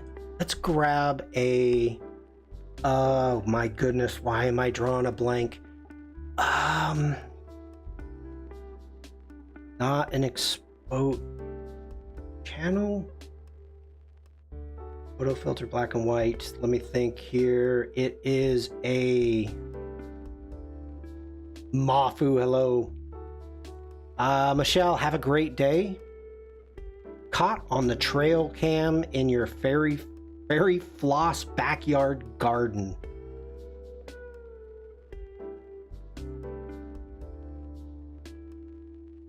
Oh, I thought it was my channel mixer.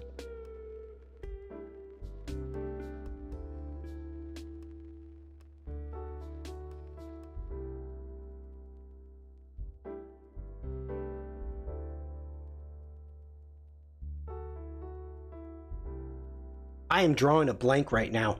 Maybe it's my color balance? No. I have a preset to check for saturation and tones, and I can't remember where it is. It's been so long since I've messed with it.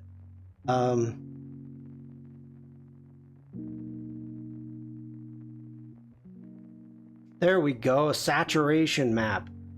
Woo! Okay. Sorry about that, everybody. So, get back here. Got those. Group both of those. Command G. We need to call these our tests. So we know what they are. All right. Getting into our hue and saturation. Now, for our saturation, if it's unsaturated, you can see it's going black like that.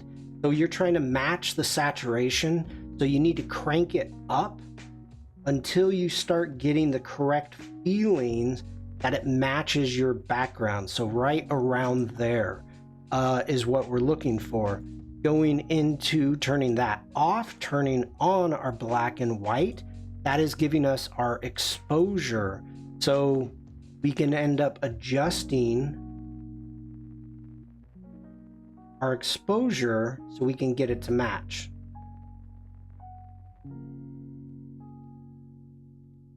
So I think right in there is where we're going.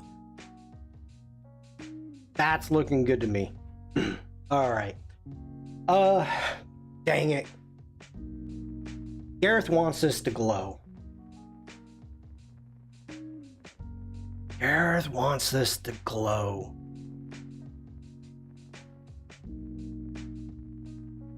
Yeah, we can go in. We can do that, Gareth. go in, let's grab a curves. We're going to clip this down and go ahead, add some contrast.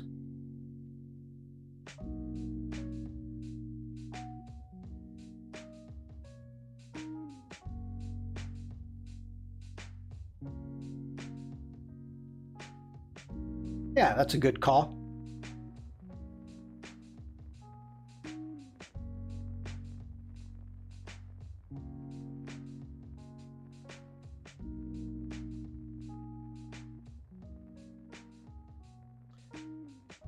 Okay, name your layers, people. Name your layers.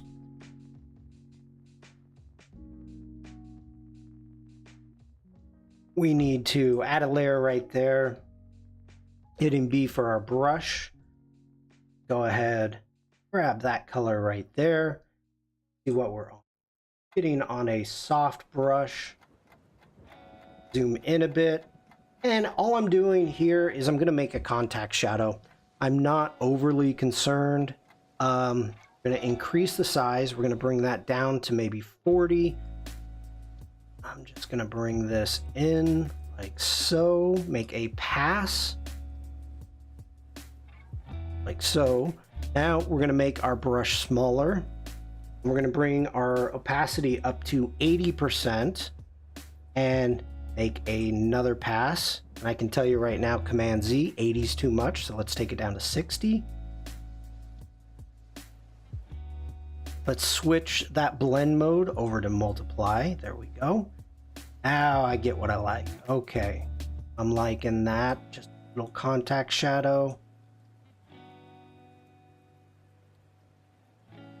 Just selling it. No biggie. You don't know what's under my dress.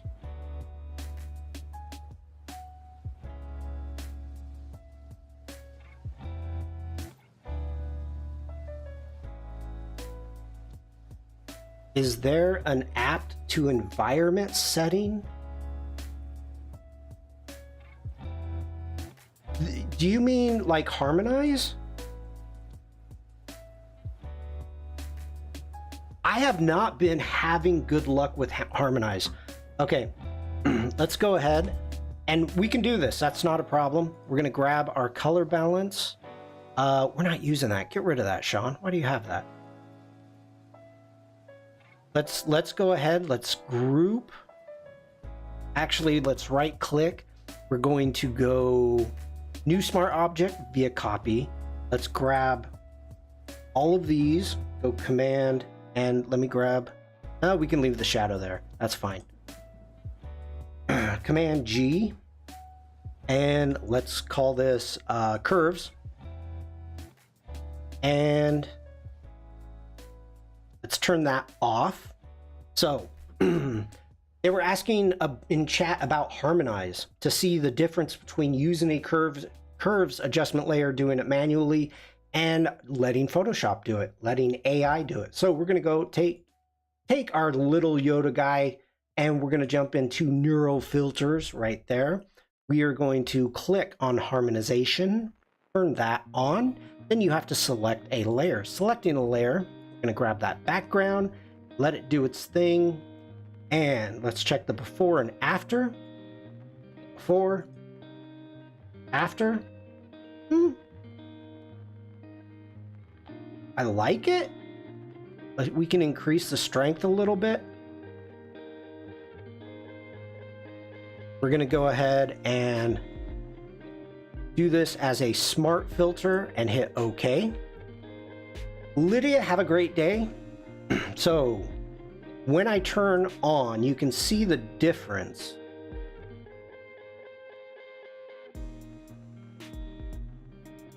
I actually... Dang, this is one of the times. Harmonization. I don't...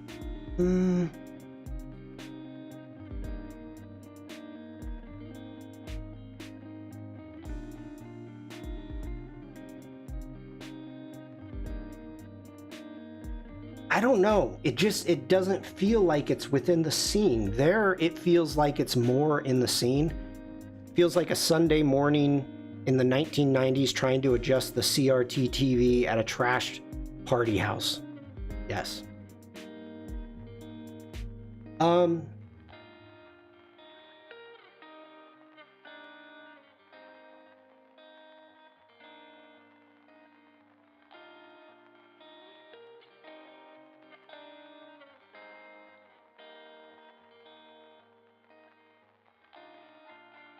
There are parts of this one that I like better.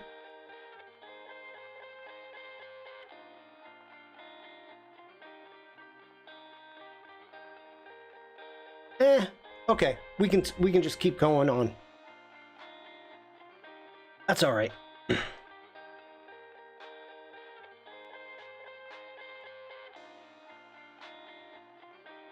We're gonna add a new layer. We're gonna grab our pen tool. Pen tool is down here, and something in between. I think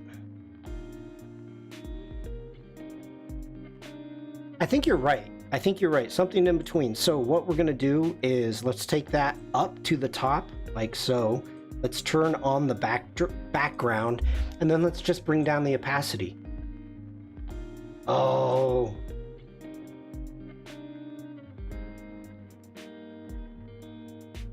There we go. Good. Who was it? Doris. Good one. Doris, this is for you. Thank you for staying up. This is AM Radio 1010. Thank you to Doris.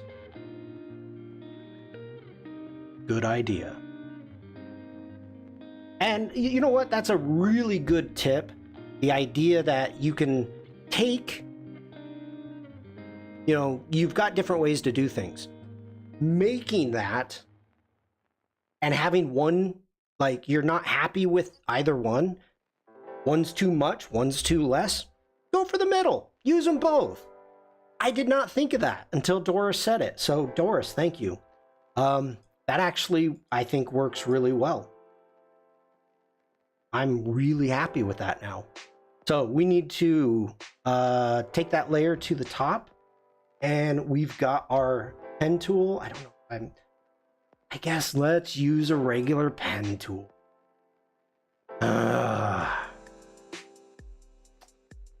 We are gonna need, let me think this through.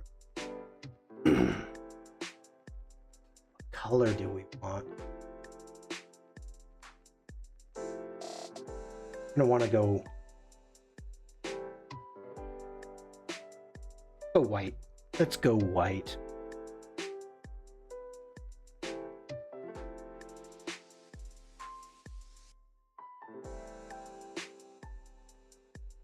I do not like the pen tool. If I'm gonna use it, I'm gonna use the freaking curvature pen tool. And I'm going to. We're getting rid of that. Going to the curvature pen tool.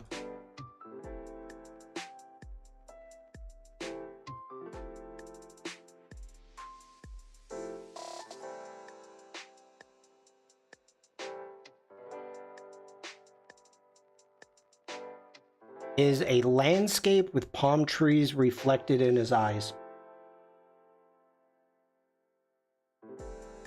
Doris is getting all high and mighty now. Like, fix his eyes. Is his eyes messed up?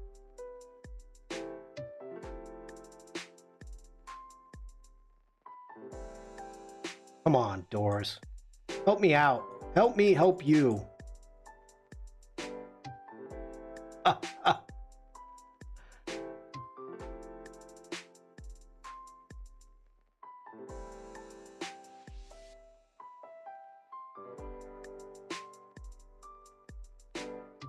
God, I'm getting some funky stuff going on here.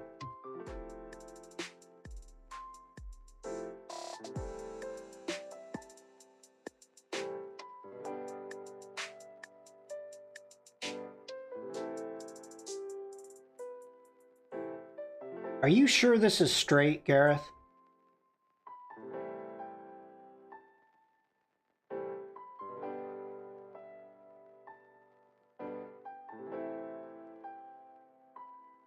The banana saber. Banana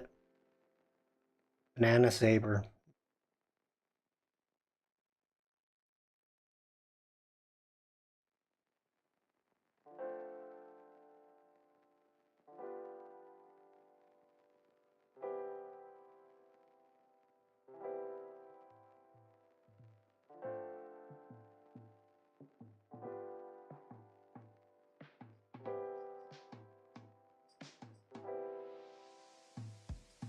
Okay, there we go. Okay, so first off, what we need, let me think about this. We're gonna do that, then we have to go with a inner glow. So going with the inner glow, needs to be red. So gotta go with the inner glow, hitting OK. And go to our blending options. Try that. Whoa, get it back here. Blending options off, inner glow, opacity, bring the size up.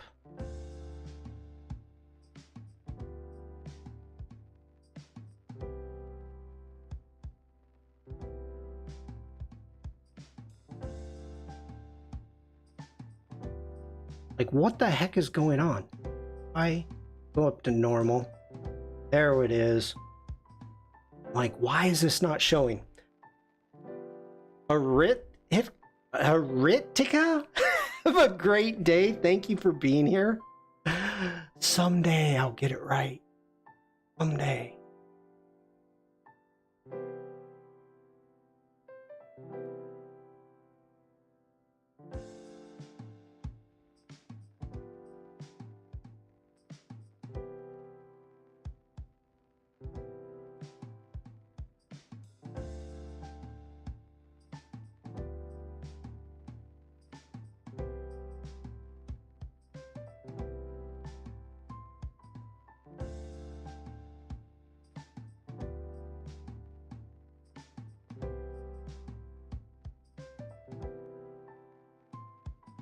Okay, now we're starting to get what I want.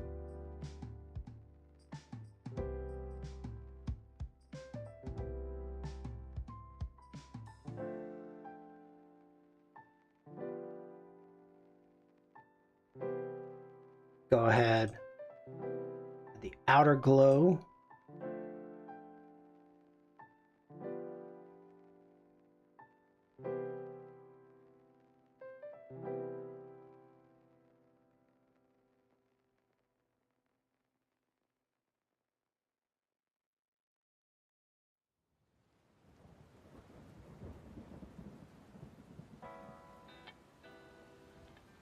That inner glow not working for me.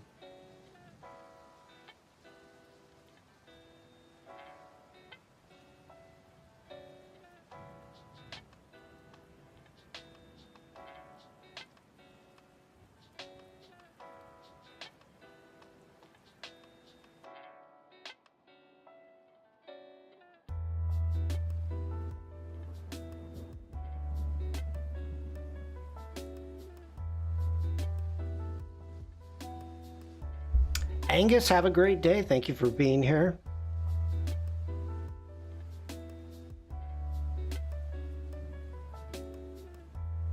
It's quite funny that how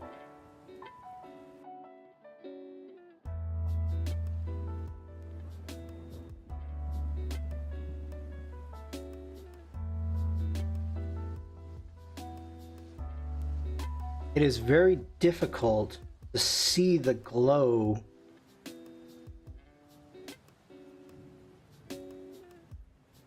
going on there.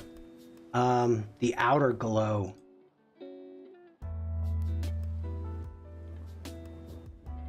Yes, the pink on pink.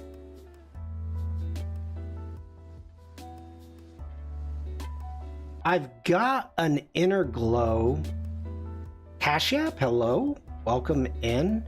I've got because the shape is white.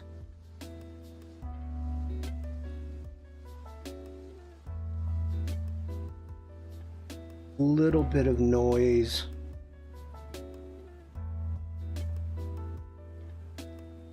we can actually start seeing it right there. Digging that. That inner glow is wrong. I mean, it's not working at all.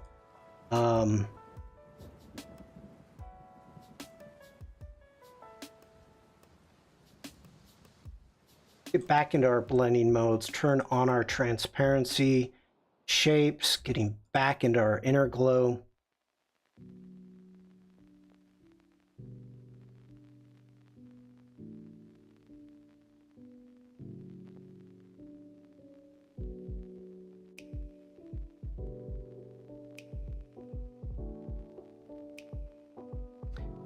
Our shape color, maybe that's what's messing me up here. Let's go back into our shape, grabbing our white, grab a bright pink. Because the hottest part when you're trying to do this, you have to remember the center is going to be close to white. Then it's going to be fading out. So again, the inner glow, I don't know why I'm having such a tough time with this right now.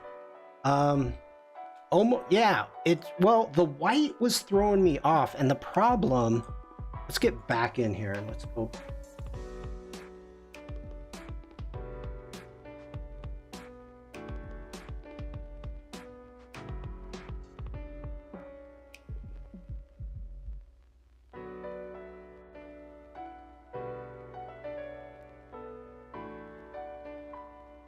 Okay.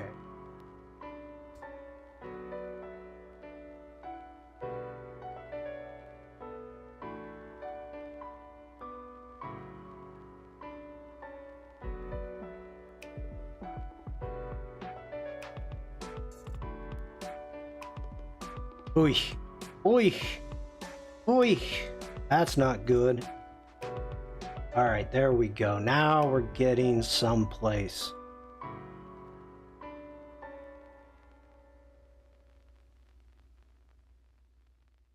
Oh, back here.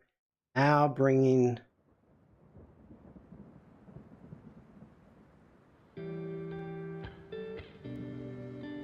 opacity down a little bit.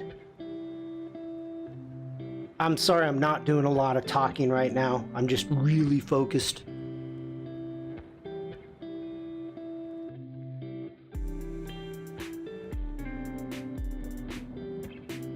Yeah.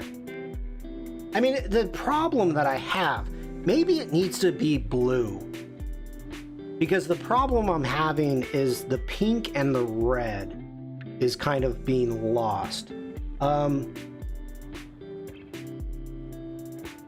By the way, this is supposed to be photo editing day. This has turned into too big of a tangent. Okay.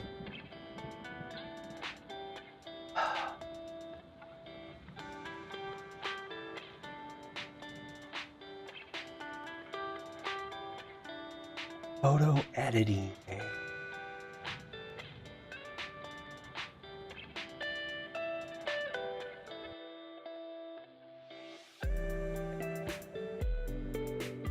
No, I'm going to duplicate the effects over Devlin.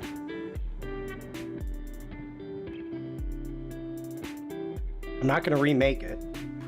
So I'm going to hold down the Option key, grab our effects, and bring it over.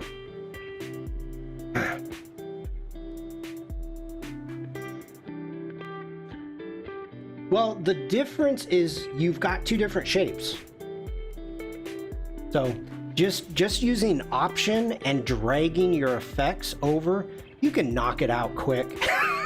Stuart, man, how did we get here? Stepped out to lunch and lurking and come back to this. We were in the mood for cotton candy. I see you have constructed a new lightsaber. Your skills are complete. Indeed, you are powerful as the Emperor has foreseen. Okay, let's go Command S. We're gonna save that out. Oh, this isn't going to take it back into Photoshop. Okay, that's fine. That's fine. We're going to call this General Made Me Do It. PSD. Stuart says, no kidding. Okay. So General wanted me to work on this photo, so we just added a new background. That's it. I guess it's photo editing. Oh my gosh. Okay, what time is it? 3 o'clock. Let's go ahead and do another photo. By the way, it's red. So our choices, let's see. Mafu, are you still here? Mafu, let me know if you're here still.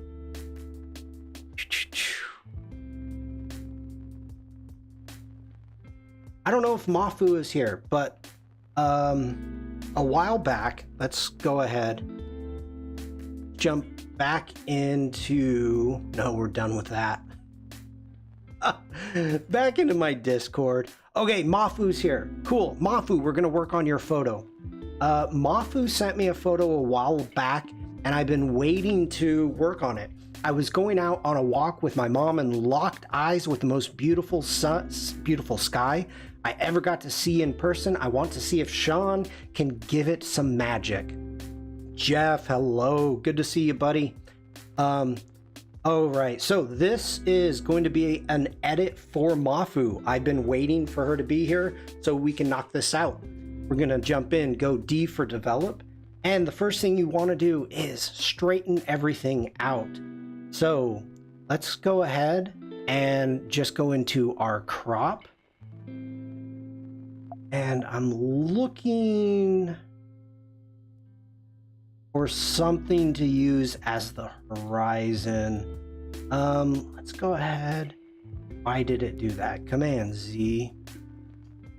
I wanted to grab the angle, not the aspect.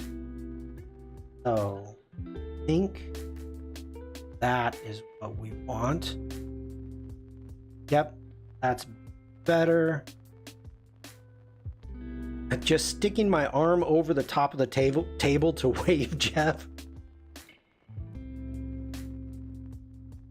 Mafu says, I was worried that my requests weren't worth your time. I really appreciate for not being here. No, Mafu, I was waiting for you to be here so we could do this.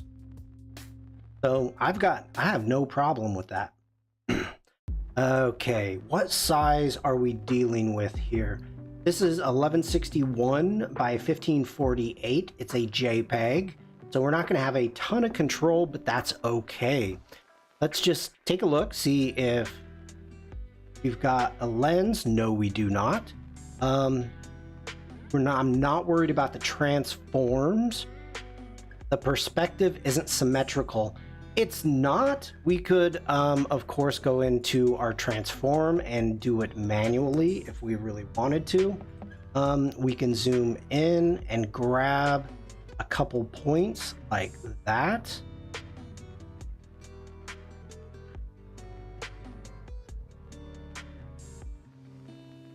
Grab that right there.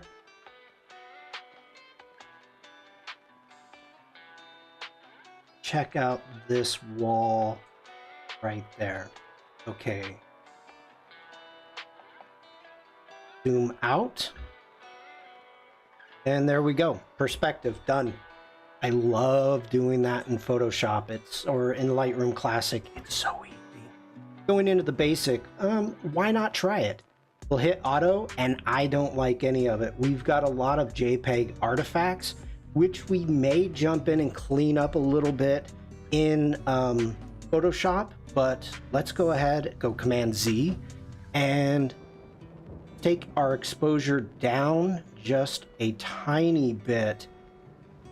We're going to bring up our whites, and you can see we've got clipping going on right here. I'm not worried about it.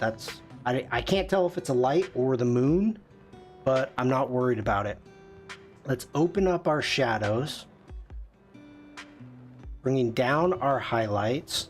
Not gonna mess with our contrast yet. That's no moon. Adding a little bit of texture. Clarity, I'm gonna actually bring down. And our dehaze up just a little bit. I'm gonna add a tiny bit of vibrance, a little bit of saturation. I don't want to really mess too much.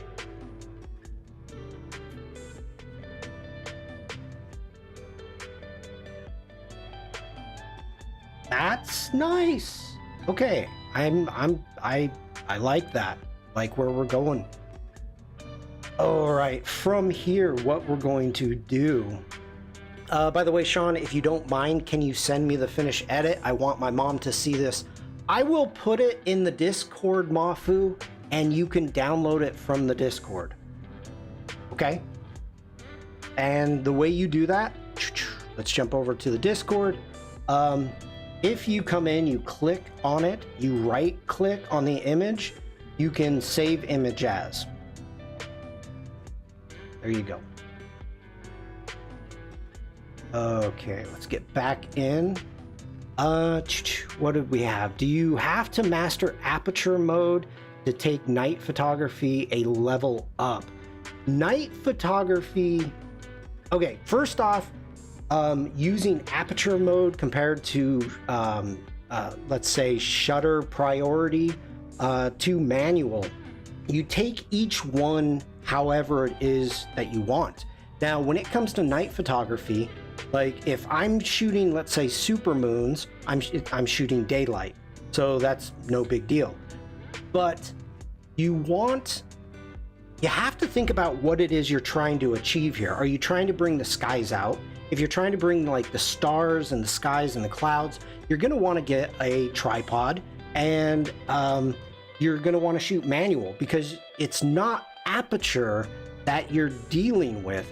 Your shutter speed is your ambient light. So your shutter speed is going to control how much ambient light is going to be hitting the sensor. So shooting night, you're still thinking about, okay, with my aperture, if I'm shooting a landscape and what type of depth of field I want, if you want a very deep depth of field and you're shooting f16, f18, your shutter speed is where you need to make those adjustments to get the correct enough light for the correct exposure. So you need to take a look at what your priority is. Sometimes at night when I'm out traveling, I'm shooting handheld with let's say a 50mm 1.8. So I'll open up that aperture all the way and try to slow down the shutter as much as I can handheld, so I can get the correct exposure that I want for the photo I'm trying to make. Not just take a snapshot, but trying to make a photo. And before I mess with the ISO. So it's always the combination between your shutter speed, your aperture, and your ISO. And it depends upon what type of photo you're trying to make. So I went through a phase doing light trail photos from motorway, bridge, or in town. I still love doing light trails. I don't have the right library open right now. This is my live stream library, so I don't have all my photos. But Kashap, if you have a good enough understanding of those three concepts, you're gonna know when to shoot shutter speed, shutter priority, aperture priority, or manual.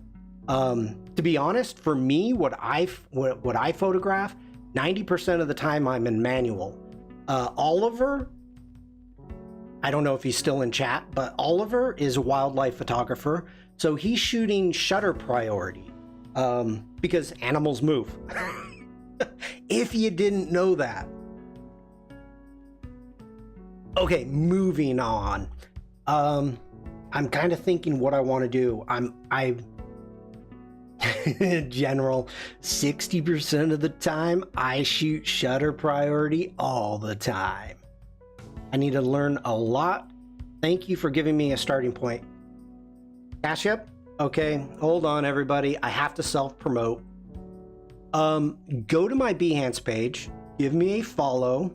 If you come up here to my live streams, clicking on my live streams, I'm not going to be able to scroll too far down, but I actually have a be smarter than your camera stream. So you can scroll down and find it either here, yeah, here. And also, if you subscribe, excuse me really quick, everybody. Give a second.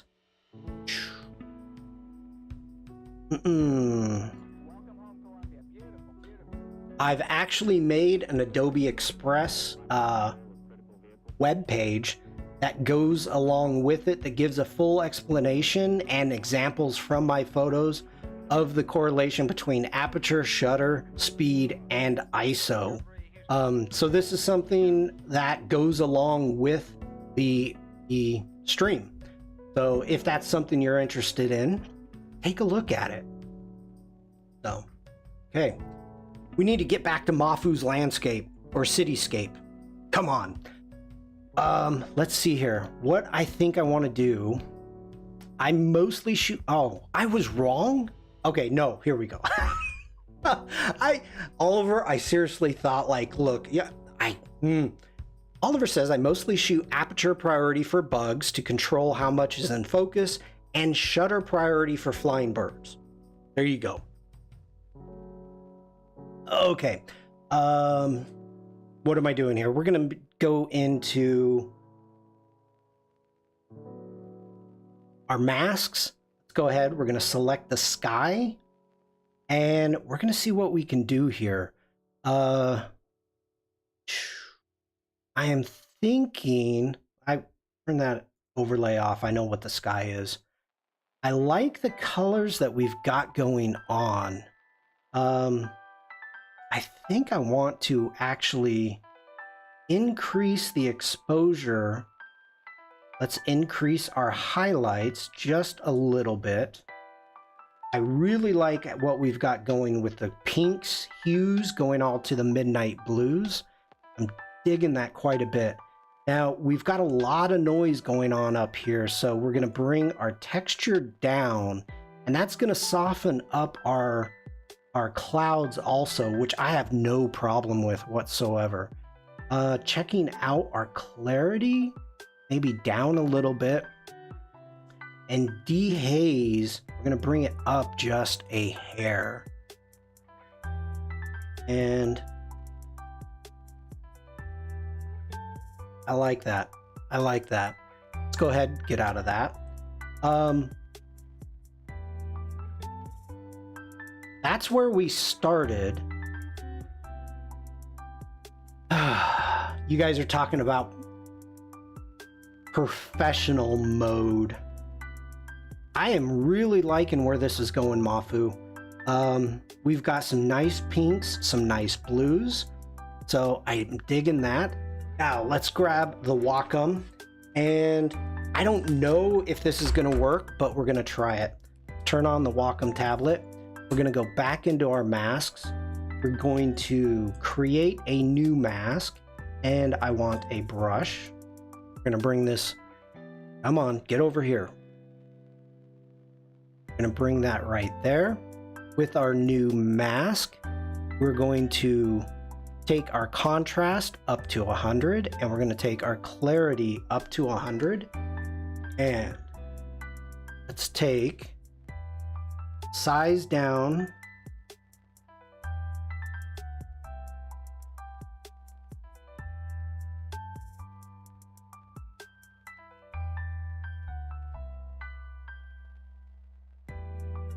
No, it does not work on flat concrete. Nope. Okay. Vacuum tablet. Oh, don't delete all masks. Come on, Shawn. Command Z. Bring those back. I want to delete mask 2. Here we go. Delete that right there. Let's go ahead. Put away the Wacom. And let's actually create. Let's take mask 1 and let's duplicate and invert. There we go. And what I want to do here is we're going to open up the shadows a little bit more.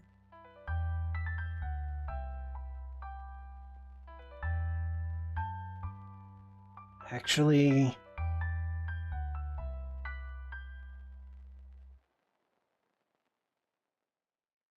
taking that down, I'm going to warm, there we go. Let's just warm up our foreground a little bit.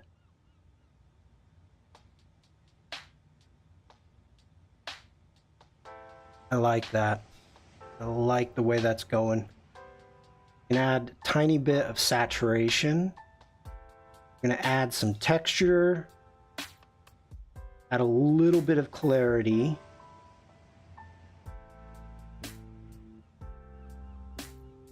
Yeah, just really subtle there. And we can say we're good there.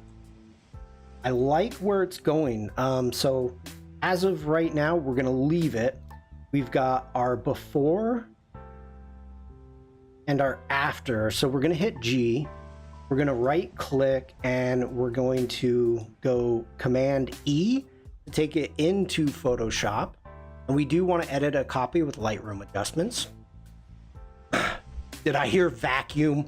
Oh, Mafu, that's funny. I was just... Vacum. Vacum. Oh, Mafu. Command J, we're going to duplicate that. Turn that into a smart object using my shortcut key. We're going to go Filter, Neuro Filters, and we need to do the JPEG artifact removal. And this is really interesting to me due to the fact that I have not used this tool before. Today, I've used it twice. Make a vacuum sky. What would a vacuum sky be? Okay, wait a minute. Wow, I missed Steven. Steven says, the instructor on the course I did suggested setting up a tripod where you have long, straight lines of bollards focused on one of a few meters in front of you and open up your aperture. Take a series of shots, stepping down your aperture each time. Don't touch the focus, just aperture and shutter. If it works, you land up with a visual guide of depth of field. I do that with just objects. I have, let's say, like a Leatherman, a coin that stands up. I will set those up on a table, and I do this with any time I get a new lens. I will set up a bunch of objects on a table and set up my tripod and go through and work with the aperture to find where the sharpest aperture is, because every lens has a different sharpness at a specific aperture.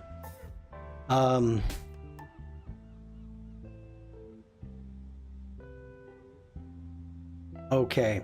Gareth says, I think Vacum should make one of those fun fair games where creatures pop up out of random holes and you have to walk them before they disappear again. Would be great at trade shows. That's funny. Okay. Is that a real coin? No, this coin is for Europe's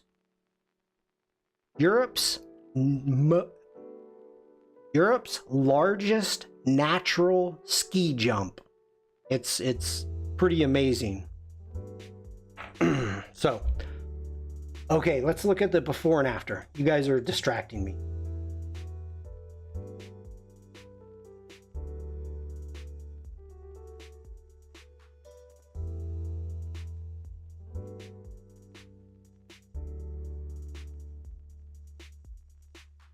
It's a gold coin with my lord's face on it. It is the currency for Kosel land.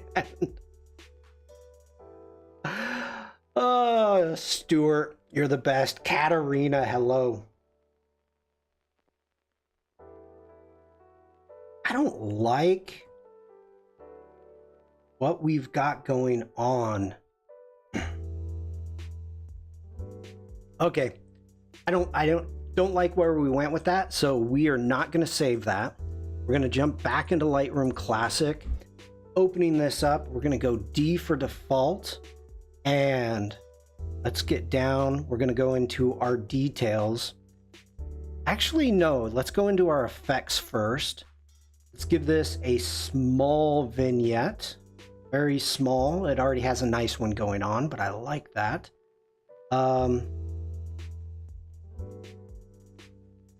Before I do that, let's do some dodge and burning, I think.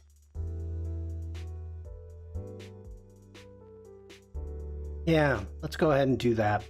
We are going to make a new mask. We're going to grab a brush and we're going to grab my vacuum again. And I'm going to go ahead and just increase the exposure just a little bit. And making our brush smaller. You want to hit just some of these spots through here, bringing that out a little bit more.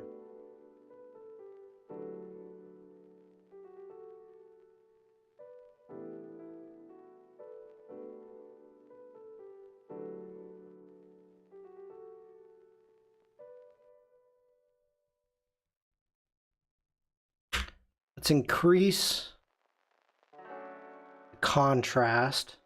There we go.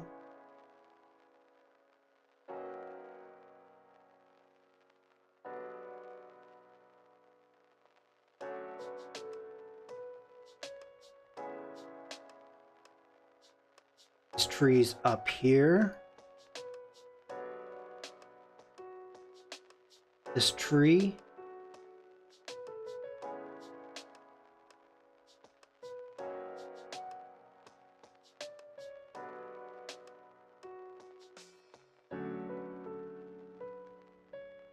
Yeah, I'm liking that. Okay, getting back out of the masks.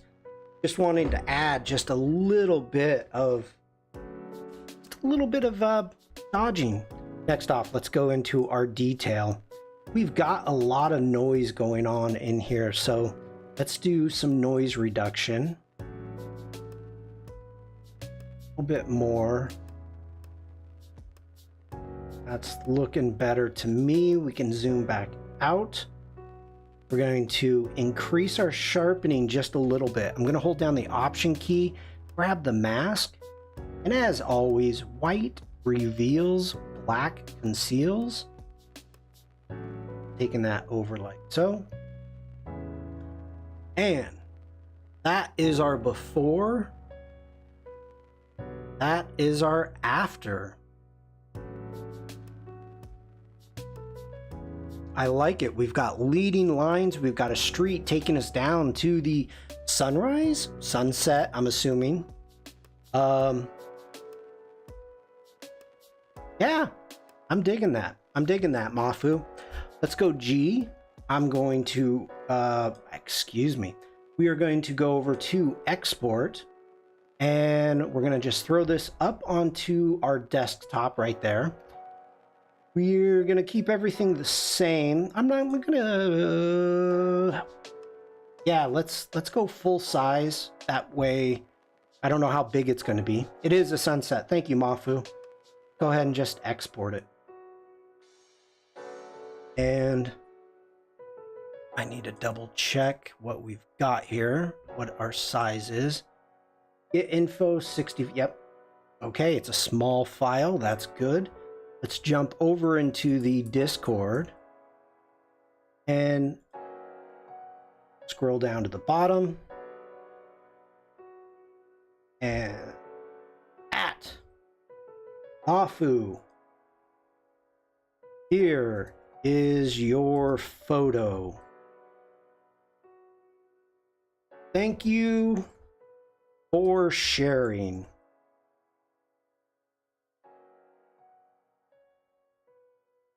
Okay. That was a fun one. That turned out nice. I'm happy with that. Okay, so it is. I've been streaming long enough. $100. We kind of got off on a tangent there a little bit, everybody. I apologize. We were really trying to stick with photo editing today, and somehow we ended up in a cotton candy forest. So we got it lost a little bit. I did not mean to jump into Firefly, but when the challenge comes, oh, Katarina, you didn't see that? Sith happens. Oh, Devlin. Yeah. General wanted me to really work to edit Gareth's 3D modeling, where Gareth did such a great job, it didn't need to be edited. And by the way, I just noticed, let me switch sides. Yes, there is a watermark that way. I was blocking it. So this is going to be a new movie coming out. Oh, I did forget to fix the eyes. Oh. Just be happy with the glow. Be happy with the glow. Don't look into the palm trees. Don't look at... Don't. Oops. That was fun. Okay, so again, I've been streaming for 2.5 hours, and I did 3 photos. This one beat me up pretty good. I gotta say. But starting from that, from a old scanned, little tiny scanned print, getting it into something like that, I'm happy with it. Oh, we did 4 because we also worked on Steven's bird. No, Steven, I tell you what, that was a challenge and I enjoyed it. I didn't know what I was going to do with it, and I didn't realize how much work it was going to really need. Like, it needs a lot more work. So for me to be able just to get it that far, I'm happy with it. Is it done? Depends what I'm gonna do with it. I mean, I'm not gonna do anything with it, but I like the challenge, because these are the types of photos that people are gonna have in their oh yeah, of the bird. Yep, that's the before, that's the after. I like the idea of you saying, okay, I found this photo, I have this photo, I took this photo, and it's not right. Something's wrong with it. It was like if we scroll down to the rabbit with the cage, having the bars, things like that. This is how we take pictures, and sometimes there are accidents, and being able to learn how to fix those accidents, I think, is a good thing. Not that I'm going to be able to fix them, because 100%, I'm a photographer. I'm not a photo editor. Shawn, if you want to do photography portfolio, what is the minimum resolution of the camera you would go with?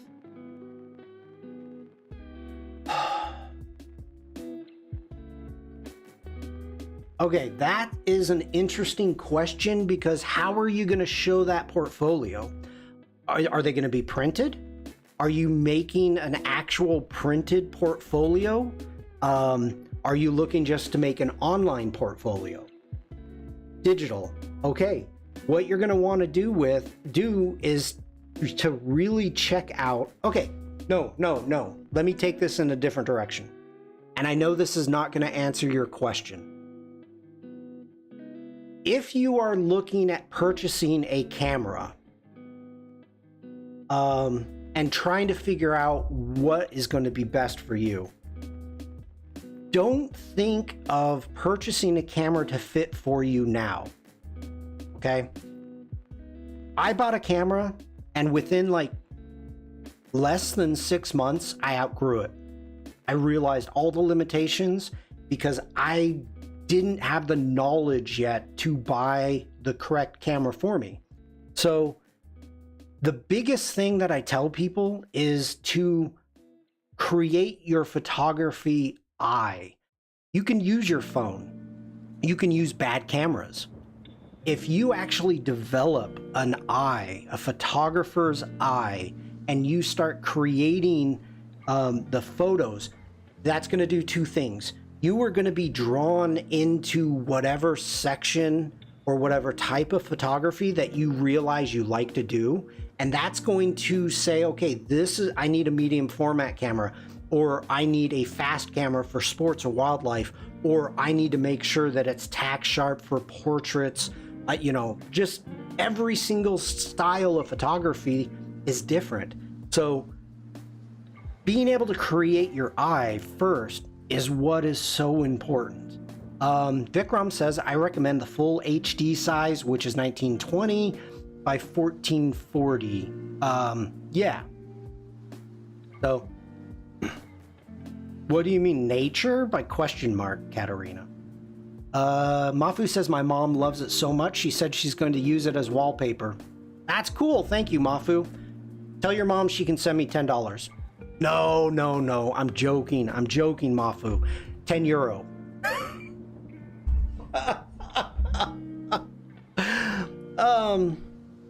Please conduct the workshop, Shawn, because you explain details great. Thank you, Vikram. Katarina, what do you mean by nature?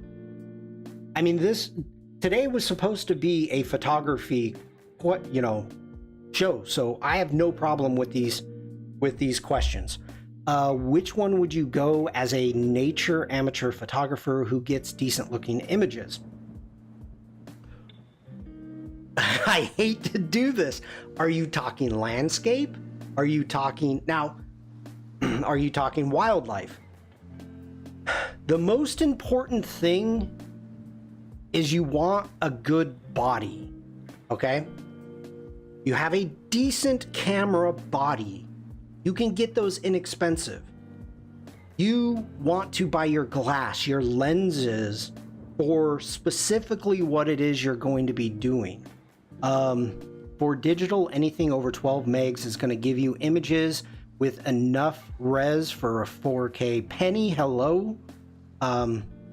So start working out. Camera body, yes. Camera body. So there is, oh my goodness, hello? I'm just going to say NASA. Hello, NASA. There are lenses that I have that I use for portrait photography. There are different lenses I use for my travel, and there's different lenses that I use for my landscapes. Very rarely do I have an all-around lens. So, gotta go have a meeting. Oliver, thank you for being here. I mean, I know I'm not helping you right now, Katarina. Let me switch screens here. Let me bring something up real quick.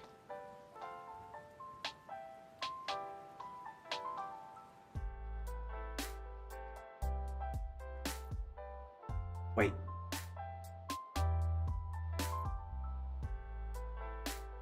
That's what I wanted? Okay.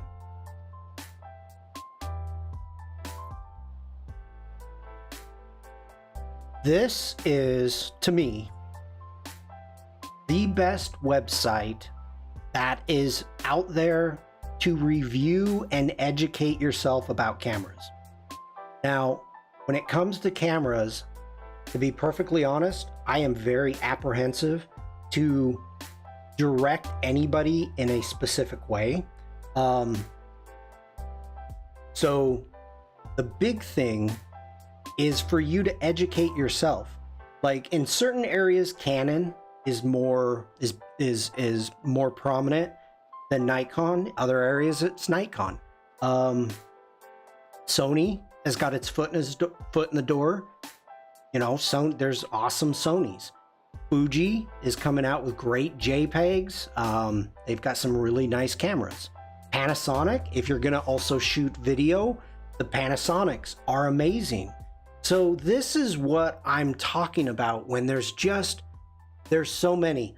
I've used a Leica once, Bruce. One time I was in a workshop and was able to use it. I thought that looking at what lenses are available, not sure about now, but Canon used to be the go-to for sports because they had a 3000 millimeter f2 lens. Can I go with a Lumix? Yeah, Panasonic has some really nice ones. And Steven, you know what? That's actually an interesting concept to think about. And I never thought about it, but if you're starting out nobody has ever done or have ever said to look at the type of lenses that are available for your cameras before you buy it. Nobody has ever said that to me.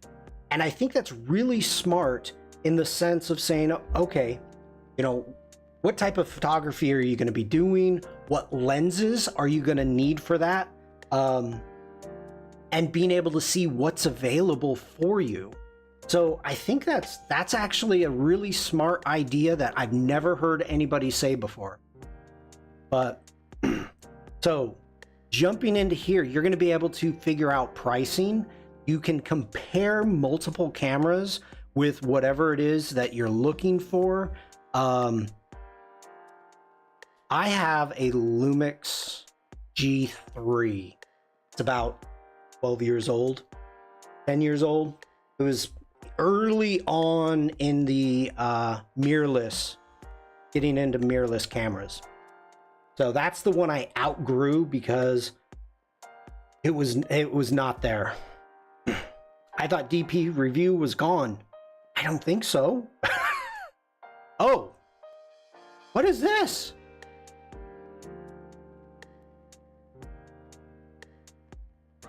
We received a lot of questions. What's next for the site?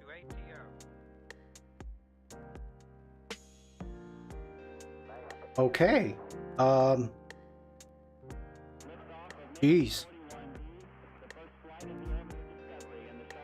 That I didn't know. What was the original announcement?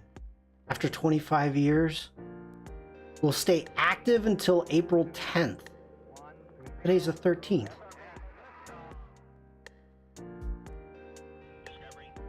Oh, get on it now. Oh no. Well, the information is still there. The information is still good. If I figure out more stuff, I will pass it along to you, but wow, I'm disappointed. I'm disappointed. Bummer. First they stopped Photokina. Now they're getting rid of this.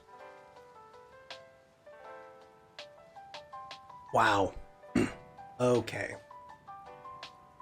Is drone good for taking best quality pictures for aerial? No, actually a plane.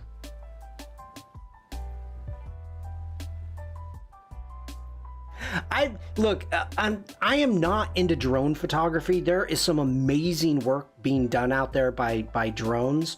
So I'm not dispelling it. I'm not ripping on it. They're too loud.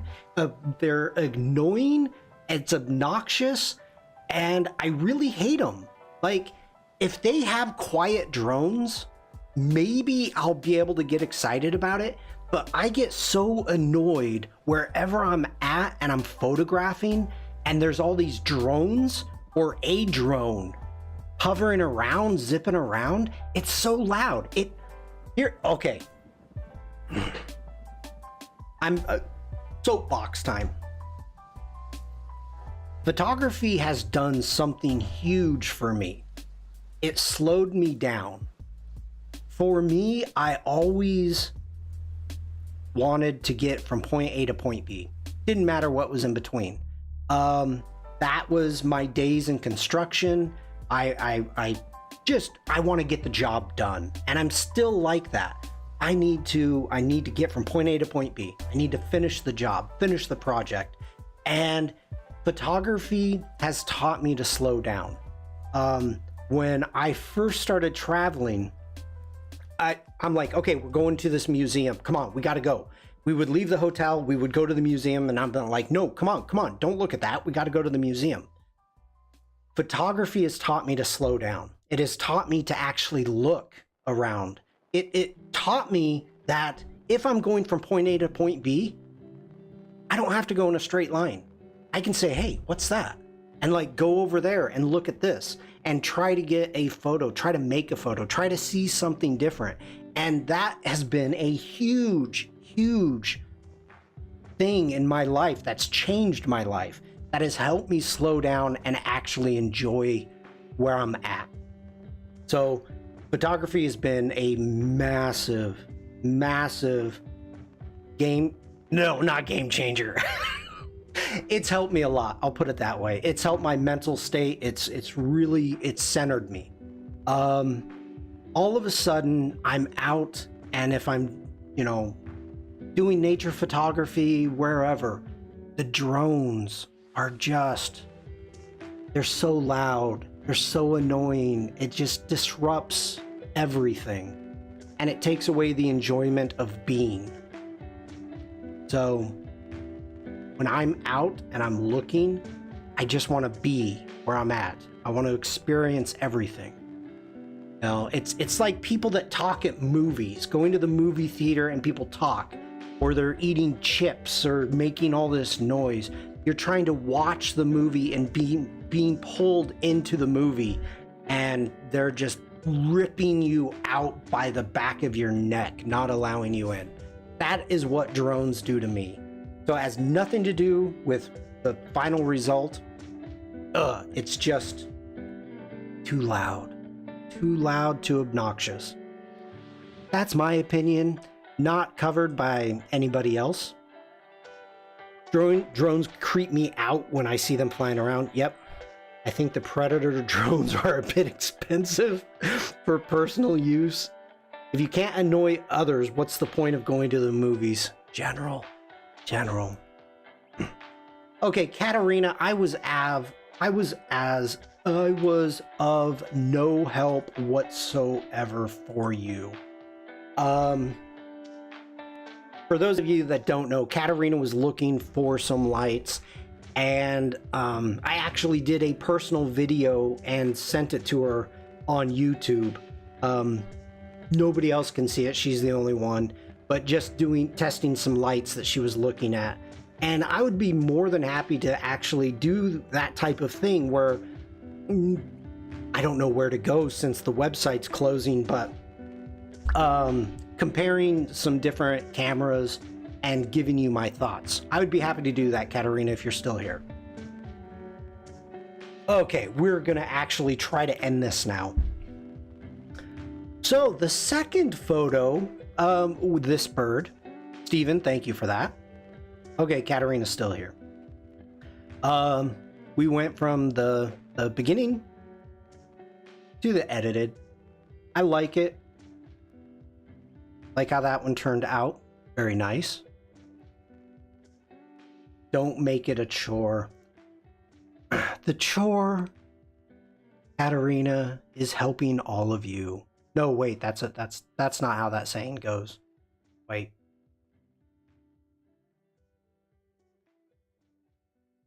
Going in with Mafus. We got the before. We got the after. I love the coloring of this one, how it turned out. I'm happy. I'm happy with the coloring of that. That turned out nice. So Mafu, thank you for that. And as a reminder for anybody is here, you can scroll down below the stream and you will see a link that says join Shawn's Discord. if you join my Discord, you can come here to your photos to edit right there and post your unedited photos to see how I would edit. I take JPEG or RAWs, and if you are unable to, if your files are too big, we transfer or however, send me a link. I'll download them, get them into Photoshop, and in a future stream, I will edit them. What do we got here? Ooh, Vikram's added Candylands.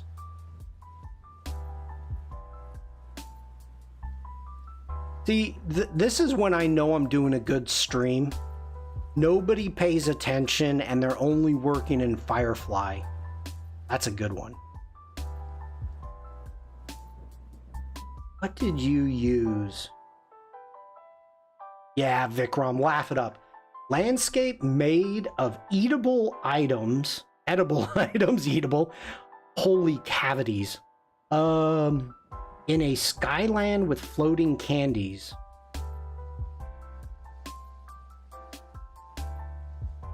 Alrighty.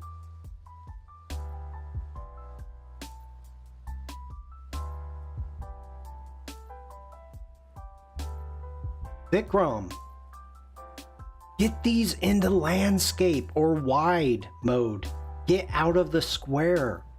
These are landscapes. When you have to start thinking. You know photography, Vikram. I know you do. So once you start getting into this, start composing it as you would a photo, using portrait, using landscape, using widescreen mode. Make sure to use those modes. Get out of the square. Guys, square up and go landscape. It's hip to be square. Okay. Very cool. These are a lot of fun. I spend way too much time. But I think I'm gonna, we're done. We're done, people. We're done. Anybody new here? Oh, wait, we have a question. Shawn, what should I post? What? Oh, should I post photography questions in your Discord? Doris? You can actually feel free to use. Oh, Vikram. Feel free to use your photos to edit or stream chat. Either one of those, if you've got questions for me, and make sure to tag me at Shawn and I'll find it. You know, this is my Discord. I'm always on it. So Doris, use one of those. Yeah, that's probably best. Yeah, Bruce. Mafu says, I don't know if it's okay to ask, but I've recently requested access into Firefly yesterday. Does this make me a disgrace to the art community, or is this an opportunity to help me explore and learn? Mafu, great question. And I'm going to say explore and learn. The big thing that I want you to look at this, like, look at this, Mafu. These are amazing. This is for inspiration. Not that you're going to take something and use it, okay, here it is, I'm done. No, this is to inspire you. You know, these are things that, like, oh, which one? Not that one. Like this dress. Oh my God. You know, this is stunning. And I never would have thought of anything like this.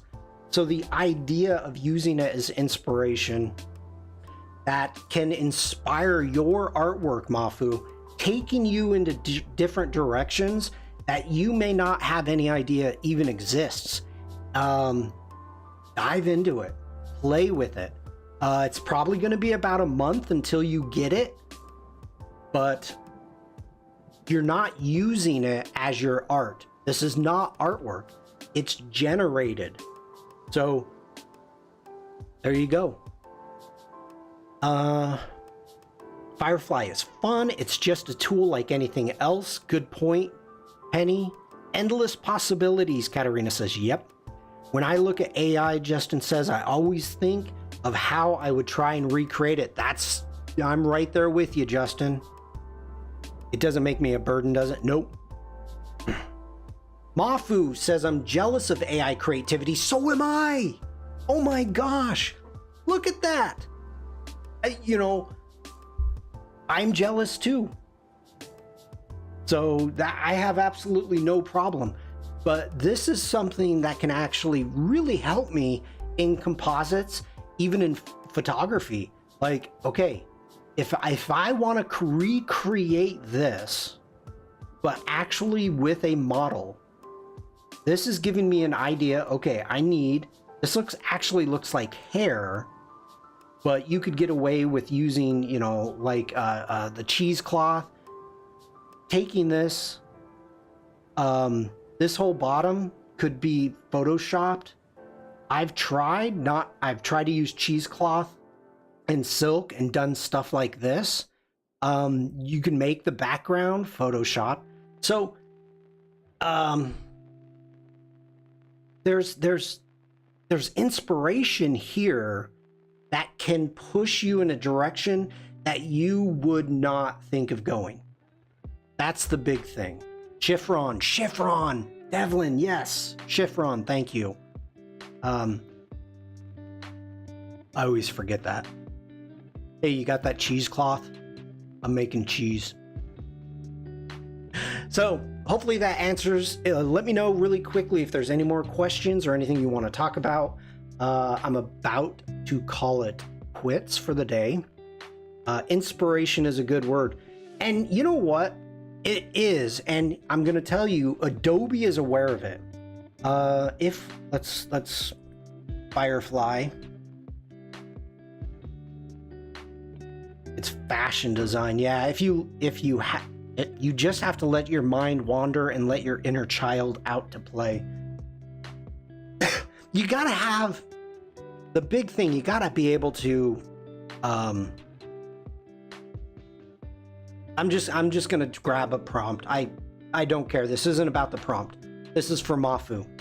If you go in and it's saying, okay, I actually like this one. So I'm gonna come down. How would I rate it? I'm gonna give it thumbs up. Now, you have to remember, AI is always learning. So it's not just when you're telling it you like it or don't like it and you give it reasons, you're teaching the program, you're teaching AI. So it's very important for all of you as users to do this. I do it as much as I remember. I try to do it. But the big thing, Mafu, I'm going to tell you right here. Boom. Great for inspiration. Right there. Adobe is aware of the fact that we are going to be able to take this and create our own items from it. Should you allow it to learn? You don't have a choice, Mafu. You don't have. I at once put the question out there. If you think AI is watching my stream right now, everybody in chat was like, yes. You need to be able to make your thoughts into words and get them in the right order. Yeah, Gareth. Yeah, you're so right. And this is what is interesting to me because I don't have an art background. My background is in construction. So I don't have the correct terminology. Like I read your prompts and I'm like, wow, that would never cross my mind. I'm impressed. I'm impressed. So I think I need to find like a prompt vocabulary book. Oh, I don't know. All right, getting out of Firefly. Closing that down, and I'm gonna cough.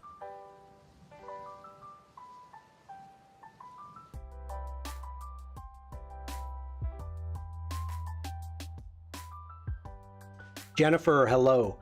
The concept of AI is scary yet cool at the same time, so I get really confused on what I should do about it. talk with us, Mafu. Remember, Mafu, this is a community, and for the good and the bad from AI, from Firefly, we as a community need to talk about it. AI is often such nightmare fuel. Yeah, I agree. So that's the thing. We need to talk about it as a community. That's the big thing. But, okay. I'm not seeing any more questions. I think we are done for today. Thank you, everybody, for submitting your photos. I like it. I like it when there's a challenge. Mafus, Steven, we had 2 by Steven, Gareth / General going. First, I was skeptic about AI, and then I learned to love it and to use it for the good side of the Force. Yes. Okay. Mafu saying, thank you, Shawn and everyone. I'll make sure to talk about it with you all. Definitely. What's next? Vikram. Okay, to be perfectly honest, I have absolutely no idea what's next. Not a clue in what direction I'm going to go. I am not going to be doing a challenge for a long time. Some of you know why. I've got some personal things going on, and I'm going to have to take care of situations when I'm not going to be able to stream. I don't know how I'm going to be able to spread my time around to what I need to do to streaming. So I have to figure out what my priorities are when it comes to what's coming up in the near future. I will stream when I can, but like I said, right now, I don't know what it is I'm going to be streaming about come Tuesday. So hopefully I get inspired and we'll have a stream on Tuesday. So let's go big head mode. No, Mafu, I'll put it this way. It's good news what is coming up over the next few weeks.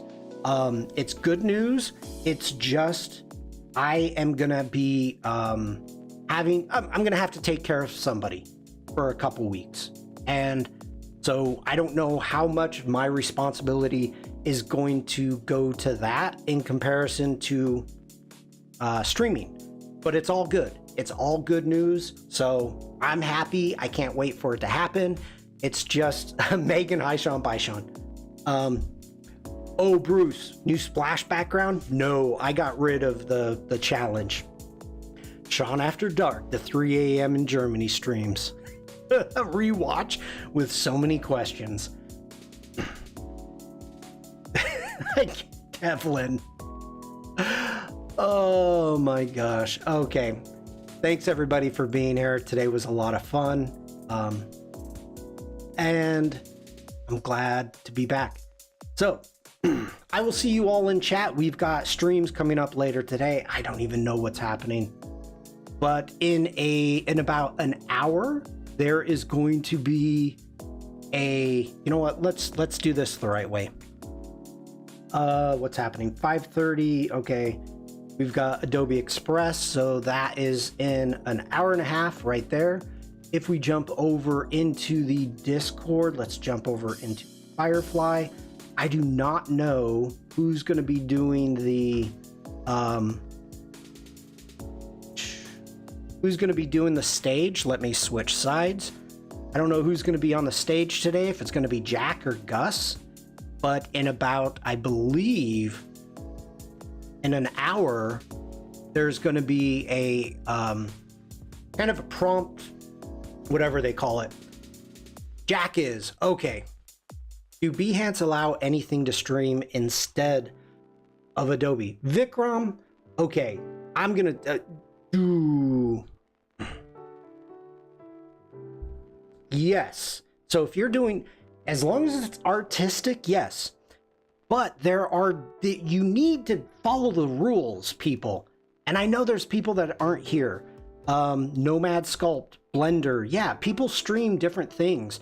People do traditional paper cutting, stuff like that. Now, that's fine and dandy. Don't do nude photography editing. There's somebody, I flipped on Behance and it was like, now I'm not a prude, but I know that you're not supposed to have nude photography on Behance doing the editing. Umacorn says I saw that. I was stunned. I was like, oh geez. And then there's been people that are just freaking horrible nut jobs that shouldn't be allowed to stream. Like, go over to Twitch, stay there. Oh wait, I'm on Twitch. So anyway, I'm gonna do the stream base light of coloring a video. Keep that to Twitch. I keep forgetting I'm on Twitch. Hi Twitch. Thanks for spamming me. Twitch will ban you for this. They don't even know who I am. I mean,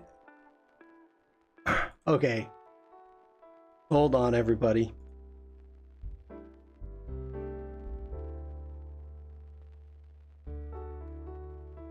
I have never done this before. So I'm on Twitch and I have like a grand total of, I don't know, I think I have 36 followers, something like that. I had nothing, nobody over there. So let's change that. They don't know who I am. So many Shawns. Yeah, that got weird. Sorry, everybody. But it's funny, I have more followers on Twitch than I do on YouTube. Okay, the actual drawing. All right, just reading chat. All right, now we're really gonna end it. If you got any questions, you better be fast to get it in. Thank you everybody for being here. I will see you in chat later on. Let it be on the Discord or maybe into the Adobe Lives. I will be around. So everybody have a great day. Stay safe, stay creative, just be nice. Bye, Bruce's mom.